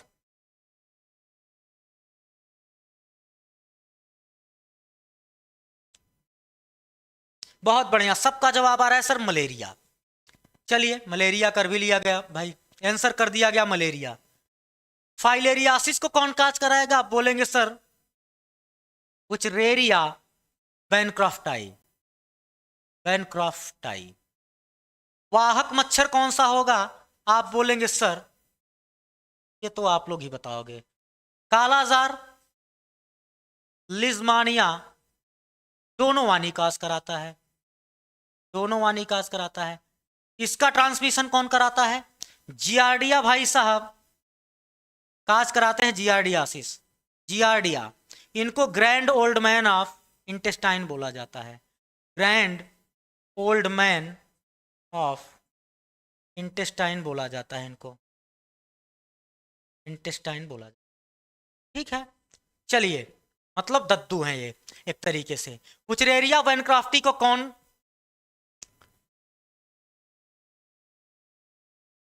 बहुत बढ़िया, फाइलेरियासिस की बात करें तो यहां पर फीमेल क्यूलेक्स होती है, यहां पर फीमेल क्यूलेक्स होगी, बहुत अच्छी बात है। यहां पर सैंड फ्लाई होगा, सैंड फ्लाई हो जाएगा। ठीक, मलेरिया के केस में female anopheles, female anopheles. Dengue के केस में फीमेल एडीज एजेप्टाई। ठीक, बहुत बढ़िया। अगला सवाल, which one of the following is neither a prokaryote nor an eukaryote. बताइए निम्नलिखित में से कौन सा न ही प्रोकैरियोट है न ही यूकैरियोट है। Oscillatoria, TMV, east, E coli. न प्रोकैरियोट है न ही यूकैरियोट है। हाँ, प्लियोबोटेमस भी बोलते हैं भैया, बिल्कुल बिल्कुल सही है।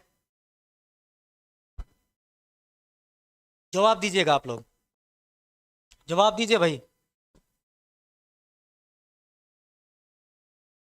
जवाब दीजिए। आप लोगों के साइड से ही, आप लोग के एंड से ही जवाब आना चाहिए अभी तो, बताइए।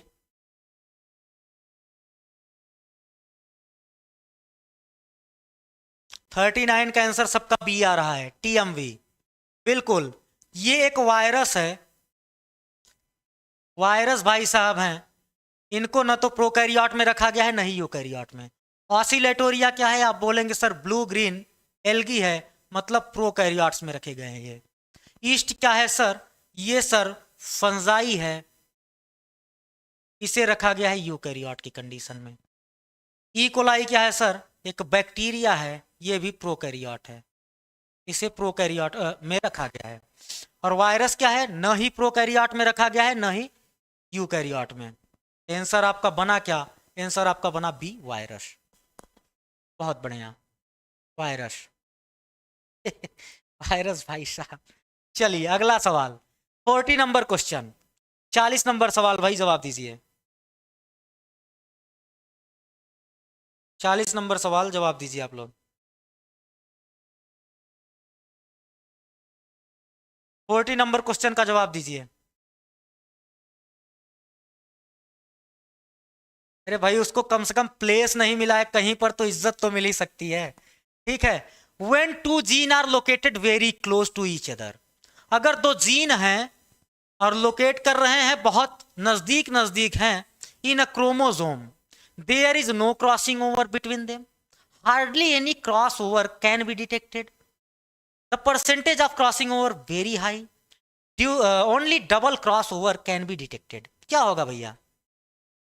40 नंबर क्वेश्चन, दो जीन किसी क्रोमोसोम पर बहुत पास पास हैं, तो सर क्रॉसिंग ओवर हो सकता है रेयर केस में, जनरली लो रिकॉम्बिनेशन देखने को मिलेगा। और इसका मतलब sir hardly any cross over can be detected, मुश्किल से कोई क्रॉस देखा जा सकता है। नो क्रॉसिंग ओवर बोलना ठीक नहीं है, क्योंकि मुश्किल से कोई क्रॉस हो सकता है। ठीक, hardly any cross over can be detected, ये ध्यान रखिएगा। पास पास हैं, लो रिकॉम्बिनेशन होगा, क्रॉसिंग ओवर हो सकता है रेयर केस में, इसलिए आंसर बी होगा। आंसर बी होगा। ऐसा नहीं है कि क्रॉसिंग ओवर नहीं होगा, आपकी एनसीईआरटी में लिखा है कि 1.3% का क्रॉस ओवर, जो एग्जाम्पल लिया गया उस केस में तो हो सकता है क्रॉसिंग ओवर, चांस बहुत कम होते हैं। ठीक, अगला 41 number question, which of the following blot procedure is used for the detection of DNA, DNA के डिटेक्शन के लिए किस ब्लॉटिंग का यूज किया जाता है? Northern, southern, western, south western blot. बताइए किस ब्लॉटिंग का यूज किया जाता है डीएनए को डिटेक्ट करने के लिए? किस ब्लॉटिंग का यूज किया जाता है भैया? किस ब्लॉटिंग का यूज किया जाता है डीएनए के डिटेक्शन में? किस ब्लॉटिंग का यूज किया जाएगा? जवाब दीजिए, किस ब्लॉटिंग का यूज होगा? आप बोलेंगे सर एक तरीका आप बहुत पहले बताए थे, कई बार बता चुके हैं, ऐसा कुछ स्नो ड्रॉप, ये याद रहेगा तो कभी कुछ गलत नहीं होगा। साउदर्न ब्लॉट डीएनए के लिए, नॉर्थर्न आरएनए के लिए, जीरो से laddu cancel, western blot protein के लिए। स्नो ड्रॉप को याद करिए, कभी गलती नहीं होगी। डीएनए के लिए आप सीधा कहेंगे sir southern blot, southern blot. RNA के लिए सर आप बोलेंगे सर आरएनए के लिए northern blot, western blot protein के लिए। स्नो ड्रॉप करके याद करिए, हमेशा चीजें याद रहेंगी। ठीक, स्नो ड्रॉप करके याद करेंगे तो हमेशा चीजें आपको याद रहेंगी, ध्यान में रहेगा, इसलिए स्नो ड्रॉप को याद रखिए। इसे याद रखिए, स्नो ड्रॉप को याद रखिए। अगला सवाल, इन अ टिपिकल टेस्ट क्रॉस, किसी टेस्ट क्रॉस की बात हो रही है, टिपिकल टेस्ट क्रॉस की। A plant showing dominant phenotype is crossed with, कोई प्लांट है डोमिनेंट फिनोटाइप शो कर रहा है, crossed with a plant showing phenotype. बताइए डोमिनेंट फिनोटाइप की बात कर रही है तो चाहे ये हो सकता है या ये हो सकता है। इसकी क्रॉसिंग किसके साथ होगी? टेस्ट क्रॉस में। टेस्ट क्रॉस के टाइम पर किससे क्रॉस कराएंगे? प्लांट कैसा होगा? आप बोलेंगे सर रिसेसिव प्लांट होगा, मतलब स्मॉल्टी होगा, रिसेसिव प्लांट होगा। आप यहां पर सीधे सीधे आंसर करेंगे सर ए, रिसेसिव। रिसेसिव टेस्ट क्रॉस में क्या होता है? डोमिनेंट प्लांट को किसी रिसेसिव प्लांट के साथ क्रॉस कराया जाता है। अरे भाई रिसेसिव होगा, 42 का ए होना चाहिए ना, डी कैसे हो रहा है? नन कैसे होगा भैया? डोमिनेंट फिनोटाइप दे रहा है कोई प्लांट, तो भाई जीनोटाइप कैपिटल टी भी हो सकता है, small T capital T small T भी हो सकता है। इसका क्रॉस किसके साथ कराएंगे जिसे हम टेस्ट क्रॉस में शामिल कर सकें? तो आप बोलेंगे सर स्मॉल टी होगा रिसेसिव वाले के साथ, रिसेसिव वाले के साथ। ठीक है, यही तो कंसेप्ट है। अगला, which of the following are homologous organ? निम्नलिखित में से कौन सा होमोलागस आर्गन है, बताइएगा। Eye of man, eye of squid, gill of fish, lung of man, hand of man, wings of bird, none of these, all of these. बताइएगा। 43 number question.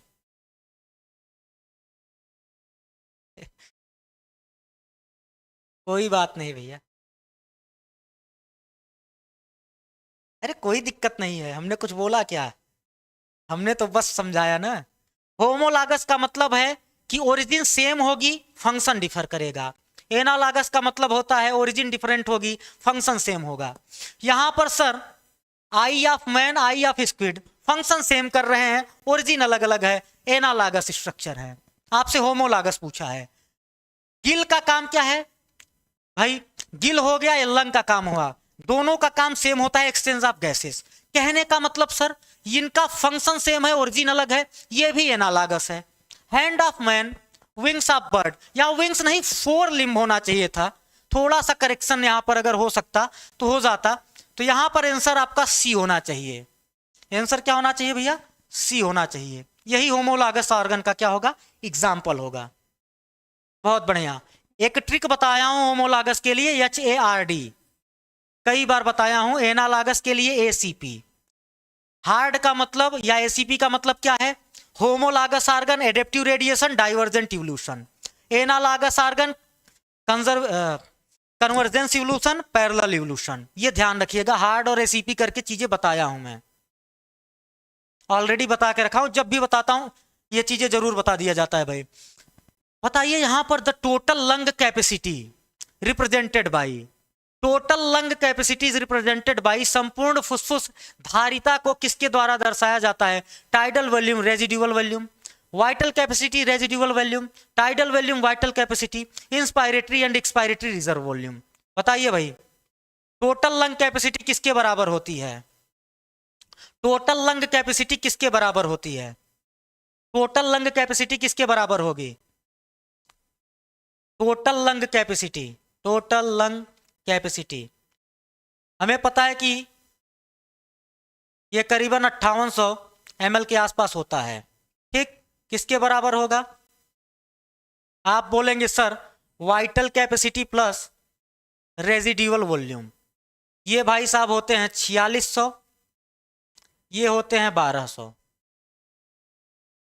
ये 4600 और 1200 मिला के ये फाइंड हो सकता है। तो आंसर आपका बनेगा क्या? Vital capacity and residual volume. Vital capacity and residual volume. 44 का डी कैसे होगा? बी होगा ना, बी होना चाहिए ना भैया। अरे 44 का बी होना चाहिए ना, वाइटल कैपेसिटी। अगर हम टाइडल वॉल्यूम को रख दें 500 ml है, रेजिडुअल वॉल्यूम 1200, कितना मिलेगा? 1700 ml मिलेगा।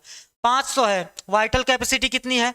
आप बोलेंगे सर वाइटल कैपेसिटी 4600 है, फिर भी 5100 ही वैल्यू क्या मिलेगी? वैल्यू मिलेगी। तो कहने का मतलब वाइटल कैपेसिटी और रेजिडुअल वॉल्यूम को मिला के क्या होता है? टोटल लंग कैपेसिटी हम लोग लिख सकते हैं, रिप्रेजेंट कर सकते हैं। ठीक, थोड़ा सा आराम से करिए, कोई दिक्कत नहीं है। विच one of the following part is injured? इसका जवाब दीजिए आप लोग।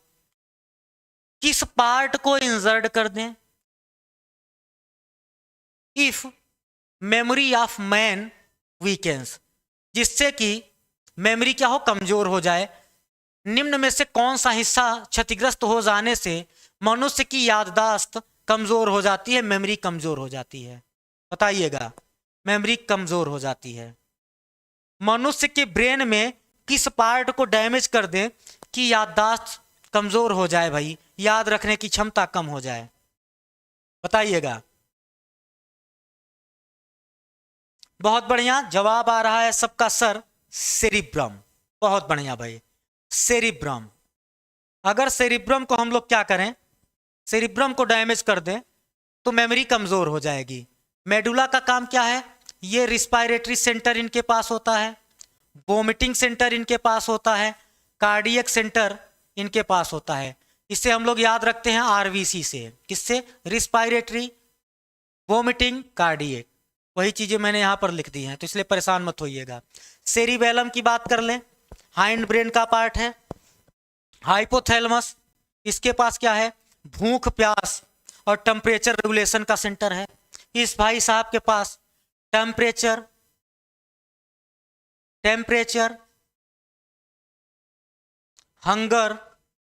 हंगर और थर्स्ट, मतलब भूख प्यास। कितने क्वेश्चन कलेक्शन है सर? बहुत ज्यादा नहीं बचे हैं, 45 पहुंच गए हैं, 12 सवाल और है, 57 क्वेश्चन हैं। ठीक है, अगला सवाल, वैसोप्रेसिन इज रिलेटेड विद, बताइए, quick digestion, slow heart rate, concentration of urine, dilution of urine. Vasopressin या एडीएच रिलेट कर रहा है किससे, बताइए? एडीएच की बात हो रही है सर, नाम ही है एंटी डाइयूरेटिक हार्मोन। बताइए भैया,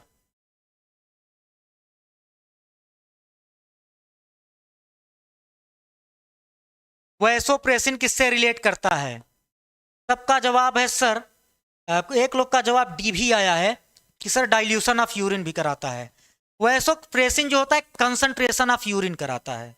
सुनिएगा कैसे, डिस्टल पार्ट ऑफ टिब्यूल से वैसोप्रेसिन वाटर का रीअब्जॉर्प्शन करा लेगा, यूरिन के अमाउंट को कम करा देगा। Good afternoon Swati ji. Urine का अमाउंट अगर कम हो जाएगा तो जाहिर सी बात है, वाटर निकल गया है यूरिन में, का अमाउंट कम हुआ तो वहां पर अदर इलेक्ट्रोलाइट्स का कंसंट्रेशन ज्यादा हो जाएगा, तो कंसंट्रेशन ऑफ यूरिन होगा। क्या होगा? कंसंट्रेशन ऑफ यूरिन होगा। डाइयूरेसिस को, फ्रीक्वेंट यूरिनेशन को ये क्या करता है? रिड्यूस करा देता है। हाँ, बहुत बढ़िया। चलिए अगला सवाल, the phrase contagium vivum fluidum was proposed by. Contagium vivum fluidum के बारे में कौन, बताइए, ये स्टेटमेंट किसने दिया? इसका मतलब होता है infectious living fluid. Infectious living fluid या कंटाजियम वीवम फ्लूडम स्टेटमेंट को किसने दिया था? इवानोवस्की, वेजरिंक, विजमान या आपका हेल रिएगल? किसने दिया था भाई कंटाजियम वीवम फ्लूडम के बारे में? बेजरिंग साहब ने। बहुत बढ़िया। बेजरिंग साहब ने वायरस को एक नाम दिया कि ये क्या होता है? इन्फेक्शियस लिविंग फ्लूइड होता है। कंटाजियम वीवम फ्लूडम करके एक स्टेटमेंट उन्होंने प्रपोज किया था, प्रतिपादित किया था। बहुत बढ़िया भाई, सबका जवाब वेजरिंग का आया, बड़ी अच्छी बात है। अगला सवाल, which fungi can detect copper in trace? कौन सी fungi can detect copper in traces and use in bioassay? कौन सा कवक कॉपर की सूक्ष्म मात्रा भी पहचान लेता है और बायोएसेस में प्रयुक्त होता है? बायोएसे का मतलब होता है कि किसी भी लिविंग मटेरियल का टेस्टिंग। ठीक, चलिए 50 नहीं 57 क्वेश्चंस हैं, 57 सवाल हैं। कितने सवाल हैं भैया? 57, 57। चलिए बहुत बढ़िया, सबका जवाब आ रहा है सर, एस्परजिलस नाइजर। बिल्कुल, एस्परजिलस नाइजर कॉपर के सूक्ष्म मात्रा को भी क्या करता है? पहचान लेता है। बहुत बढ़िया, सबका जवाब बढ़िया आया भाई, एस्परजिलस नाइजर। आंसर होगा आपका सी। पेनिसिलियम नोटाटम से पेनिसिलिन एक्सट्रैक्ट किया जाता है भाई। सैक्रोमाइसिस सेरिवाइसी बेवरेज इंडस्ट्री में यूज होते हैं। बेकर सिस्ट, ब्रीवर सिस्ट बोला जाता है। तो आंसर आपका बनेगा सी। अगला 49 number question, turpentine oil is derived from pinus, cycas, citrus, abies, none of these. बताइएगा, नन ऑफ दीज। जवाब दीजिए भैया। Turpentine oil is derived from, हाँ, बेकर्स ब्रीवर सिस्ट बोला जाता है भाई, क्योंकि ये ब्रेड इंडस्ट्री और बेवरेज इंडस्ट्री में दोनों जगह यूज हो सकता है। बहुत बढ़िया, सबका जवाब आ रहा है सर पाइन। इसे क्या बोलते हैं? टर्पेंटाइन ऑयल को कहां से निकाला जाएगा, कहां से डिराइव्ड होगा, पाइनस से। बहुत बढ़िया, पाइनस से, बहुत बढ़िया भाई, सबका जवाब अच्छा आ रहा है, पाइनस। अगला सवाल, फॉसिल आर फाउंड इन, बताइए जीवाश्म पाए जाते हैं, फॉसिल्स कहां पाए जाते हैं, इग्नियस रॉक में, आग्नेय शैल में, क्वार्ट्ज में, सॉइल में, सेडिमेंट्री रॉक में। फॉसिल्स कहां पर देखने को मिलते हैं, कहां पाए जाते हैं, बताइएगा भैया।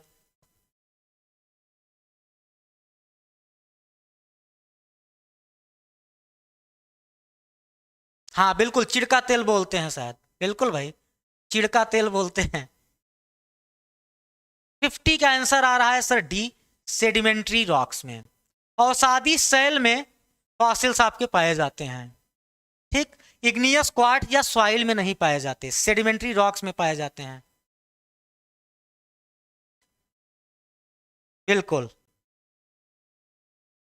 अगला, the smallest angiosperm is, smallest angiosperm कौन सा होगा, सबसे छोटा आवृतबीजी पौधा कौन सा है, स्पाइरोडेला, आर्क्यूथोबियम, लेमना, वोल्फिया, लेमना या Wolffia.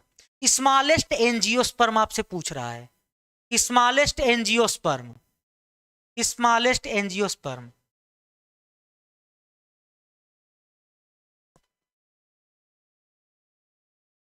Gibberellic acid, gibberellic acid, terpenes, gibberellic acid mainly क्या होते हैं, टर्पिन्स होते हैं। चलिए यहां पर जवाब दीजिए।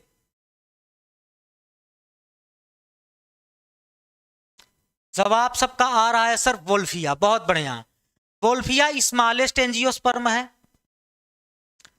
बताइए largest angiosperm, largest angiosperm, largest angiosperm भी बताइए भैया। स्मॉलेस्ट हमने देख लिया वोल्फिया, माइक्रोस्कोपिक होता है, लार्जेस्ट बताइए, लार्जेस्ट एंजियोस्पर्म, लार्जेस्ट एंजियोस्पर्म, हाँ लार्जेस्ट एंजियोस्पर्म पूछ रहा हूं। सिकोया जो होता है वो भाई आपका जिम्नोस्पर्म होता है, बहुत बढ़िया, यूकेलिप्टस, यहां पर जवाब आपका हो जाएगा यूकेलिप्टस, ये लार्जेस्ट एंजियोस्पर्म होता है। सिकोया या रेडवुड ट्री जो होता है वो जिम्नोस्पर्म होता है। अरे भाई वो जिम्नोस्पर्म होता है, हम आपसे पूछ रहे हैं एंजियोस्पर्म, लिखा है लार्जेस्ट एंजियोस्पर्म, एंजियोस्पर्म मैं बोल रहा हूं। सिकोया आपका क्या हो जाता है, वो जिम्नोस्पर्म होता है, वो जिम्नोस्पर्म होता है। ठीक, यूकेलिप्टिस, अरे ठीक है। चलिए अगला सवाल, when phloem and cambium are present on both side of xylem the vascular bundle is called, ऐसा कुछ स्ट्रक्चर आपको अगर देखने को मिले, मान लेते सॉरी इस तरीके का, यहां पर जाइलम है, यहां पर भी कैम्बियम है, यहां पर भी कैम्बियम, ये फ्लोएम ये फ्लोएम, बताइएगा जाइलम के दोनों साइड आपको कैम्बियम दिख रहा है और फ्लोएम दिख रहा है, ये वेस्कुलर बंडल क्या कहलाएगा, ऐसे वेस्कुलर बंडल को क्या बोलेंगे सर, इस वेस्कुलर बंडल को क्या बोलेंगे। 52 का आंसर आ रहा है सर डी, क्या होगा, बाई कोलेट्रल होगा, बाई कोलेट्रल बोलेंगे, बाई कोलेट्रल बोलेंगे, बाई कोलेट्रल बोलेंगे। ओपन होगा कि क्लोज होगा, ओपन होगा कि क्लोज होगा ये भी बता दो, बाई कोलेट्रल तो ठीक है, ओपन होगा कि क्लोज, कुकुरबिटेसी में भी सही है, ओपन होगा कि क्लोज, ओपन वेस्कुलर बंडल होगा कि क्लोज होगा भैया, आप बोलेंगे सर कैम्बियम है इसलिए ओपन हो जाएगा, ओपन वेस्कुलर बंडल होगा, कैसा होगा, ओपन वेस्कुलर बंडल होगा। ठीक, ओपन होगा, बहुत बढ़िया। एग्जाम्पल कुकुरबिटेसी, कुकुरबिटेसी में देखने को मिलेगा। चलिए आंसर हम लोग कर लेते हैं बाइकोलेट्रल, उभय फ्लोएमी। अगला, द सोर्स ऑफ इसबगोल, बताइए इसबगोल का स्रोत क्या है, सोर्स ऑफ इसबगोल, मोरासेल्वा, Ephedra foliata, Plantago ovata, Argemone mexicana, Argemone mexicana, Argemone mexicana, Argemone mexicana. 53 number question, 53 number question answer आ रहा है sir Plantago ovata, Plantago ovata. Plantago ovata के में कहां से एक्सट्रैक्ट किया जाता है, कहां से इसे निकाला जाता है, फाइंड किया जाता है, बताइएगा भैया। सीड की बात कर लें, प्लांटेगो ओवेटा की सीड से क्या होता है, ईसबगोल को निकालते हैं, या सोर्स होता है उसका सीड। ठीक है, सीड, बहुत बढ़िया। आर्जिमन मैक्सिकाना को गांव में बोलते हैं भटकैया। ठीक, आप लोग देखे भी होंगे। अगला सवाल, main function of गाल्जी body. गाल्जी body का मेन काम क्या होता है? फर्मेंटेशन, फास्फोराइलेशन, ग्लाइकोसाइडेशन, ट्रांसलोकेशन, या ट्रांसलोकेशन, या ट्रांसलोकेशन, या ट्रांसलोकेशन, बताइएगा। गाल्जी बॉडी का मेन फंक्शन जानकी जी हंस रही है कि सर भटकैया क्या होता है? अरे जो भटका दे वही भटकैया होता है। आंसर सबका आ रहा है सर सी, ग्लाइकोसाइडेशन, ग्लाइकोसाइडेशन। ग्लाइकोसाइलेशन हो गया, ग्लाइकोसाइडेशन हो गया, और क्या हो सकता है? सिक्रीशन हो गया। ये मेन फंक्शन होते हैं गाल्जी बॉडी के। ग्लाइकोसाइडेशन का मतलब है कि यहां पर प्रोटीन या लिपिड के साथ ग्लूकोज को क्या करें? बाइंड करा दें। ठीक, बहुत बढ़िया। चलिए अगला जवाब सवाल, the peptidyl transferase enzyme is an integral part of which unit of ribosome. Ribosome के किस यूनिट का पार्ट होता है पेप्टाइडल ट्रांसफेरेज? बताइए, राइबोसोम के किस यूनिट का पार्ट होता है? पेप्टाइडल ट्रांसफेरेज की बात हो रही है भैया, बताइए। 23S rRNA and 28S rRNA, इसी को हम पेप्टाइडल ट्रांसफेरेज बोलते हैं। ये प्रोकैरियोट के केस में, ये प्रोकैरियोट्स के केस में, ये यूकैरियोट्स के केस में, यूकैरियोट्स के केस में पाए जाते हैं। ठीक, यूकैरियोट्स के केस में पाए जाते हैं। चलिए अब बताइए कहां पर देखने को मिलेगा? आप बोलेंगे सर लार्जर सब यूनिट में देखने को मिलता है, लार्जर सब यूनिट में देखने को मिलता है, तो यहां पर आंसर आप कर लेंगे सर 50S करेंगे, क्योंकि यहां पर कहीं पर 60S दिखा नहीं आपको। तो हमको सीधी सी बात है प्रोकैरियोट वाले ऑप्शन पर जाना है, यहां पर हम कर लेंगे सर 50S वाले में होगा। यूकैरियोट के केस में सर 60S, 60S मतलब लार्जर सब यूनिट में 28S rRNA देखने को मिलेगा। ठीक, आंसर तो आपका सी बनेगा। अरे भाई 70C और एस का सी तो कुछ होता ही नहीं है ना, 70C क्या होता है? यहां पर 70C लिखा है, उसका कोई लेना देना है ही नहीं। 50S में देखने को मिलता है। ये हमको ध्यान रखना है कि 23S rRNA जो होता है ये प्रोकैरियोट के केस में होगा, 28S rRNA ये यूकैरियोट के केस में होगा। ये 50S वाले सब यूनिट में पाए जाएंगे, ये 60S वाले सब यूनिट में पाए जाएंगे। सर पहली बार सुन रही हूं। क्या पहली बार सुन रही हैं? भटकैया,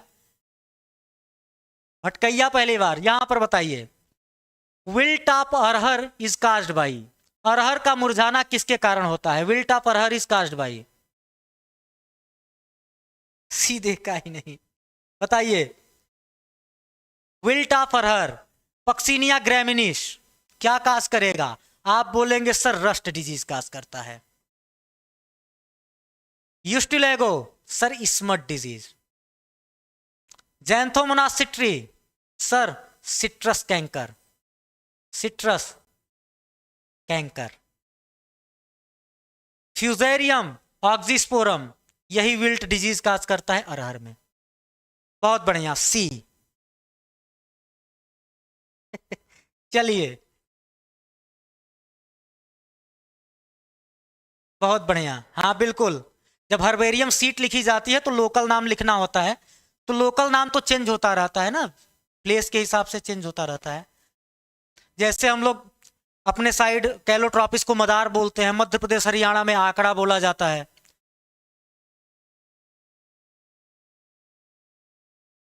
चलिए अगला सवाल भैया, ये है होमवर्क, ये है आपका होमवर्क, ये है क्या, होमवर्क। 57 नंबर क्वेश्चन है आपका होमवर्क। जवाब आप लोग देते नहीं हो, पर हमारा काम है होमवर्क देना, तो हम होमवर्क देते रहेंगे। Fuels and reagent is used to stain which of the following. बताइए फ्यूजल रीजेंट का यूज किसको स्टेन करने के लिए किया जाता है। ठीक,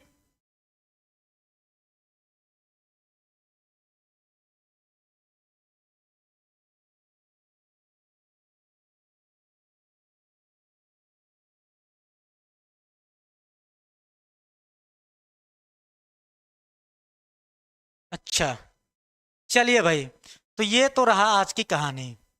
अब कुछ कर लेते हैं अपने भी काम की बात, बैच से रिलेटेड कुछ बातचीत कर ली जाए। जैसा कि आप लोगों को पता है कि टोटल 3 नए बैच चल रहे हैं भैया।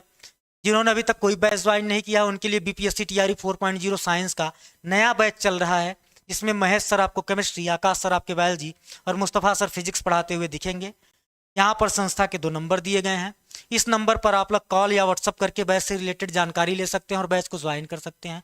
हम प्रोवाइड क्या चीज़ें करेंगे सर, तो लाइव क्लास होगी, रिकॉर्डेड क्लास होगी, नोट्स होगा, प्री मेंटरशिप होगी, ये चीज़ें आपको प्रोवाइड की जाएंगी। तो जिन्होंने अभी तक कोई बैच ज्वाइन नहीं किया है वो इस नंबर पर कॉल या व्हाट्सअप करके बैच से रिलेटेड जानकारी ले सकता है और बैच को ज्वाइन कर सकता है।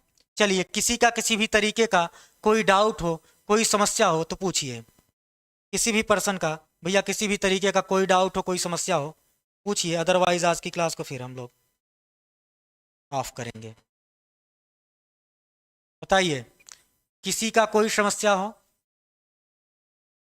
किसी भी पर्सन की किसी भी तरीके की कोई भी समस्या हो तो बताइए।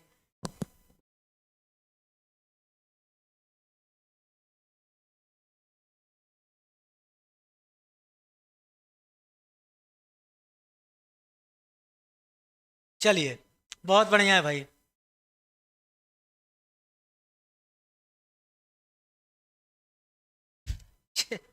ठीक है ना, तो चलिए आज की क्लास को हम लोग यहीं पर रोकते हैं। तब तक आप लोग स्वस्थ रहिए, मस्त रहिए पढ़ाई में। सर, मैंने आकाश सर को नहीं देखा, आकाश सर को नहीं देखा। हे भगवान। चलिए ठीक है, हम लोग मिलेंगे कल की क्लास में। तब तक आप लोग स्वस्थ रहिए, मस्त रहिए, पढ़ाई में व्यस्त रहिए। धन्यवाद। Thank you all of you. जय हिंद।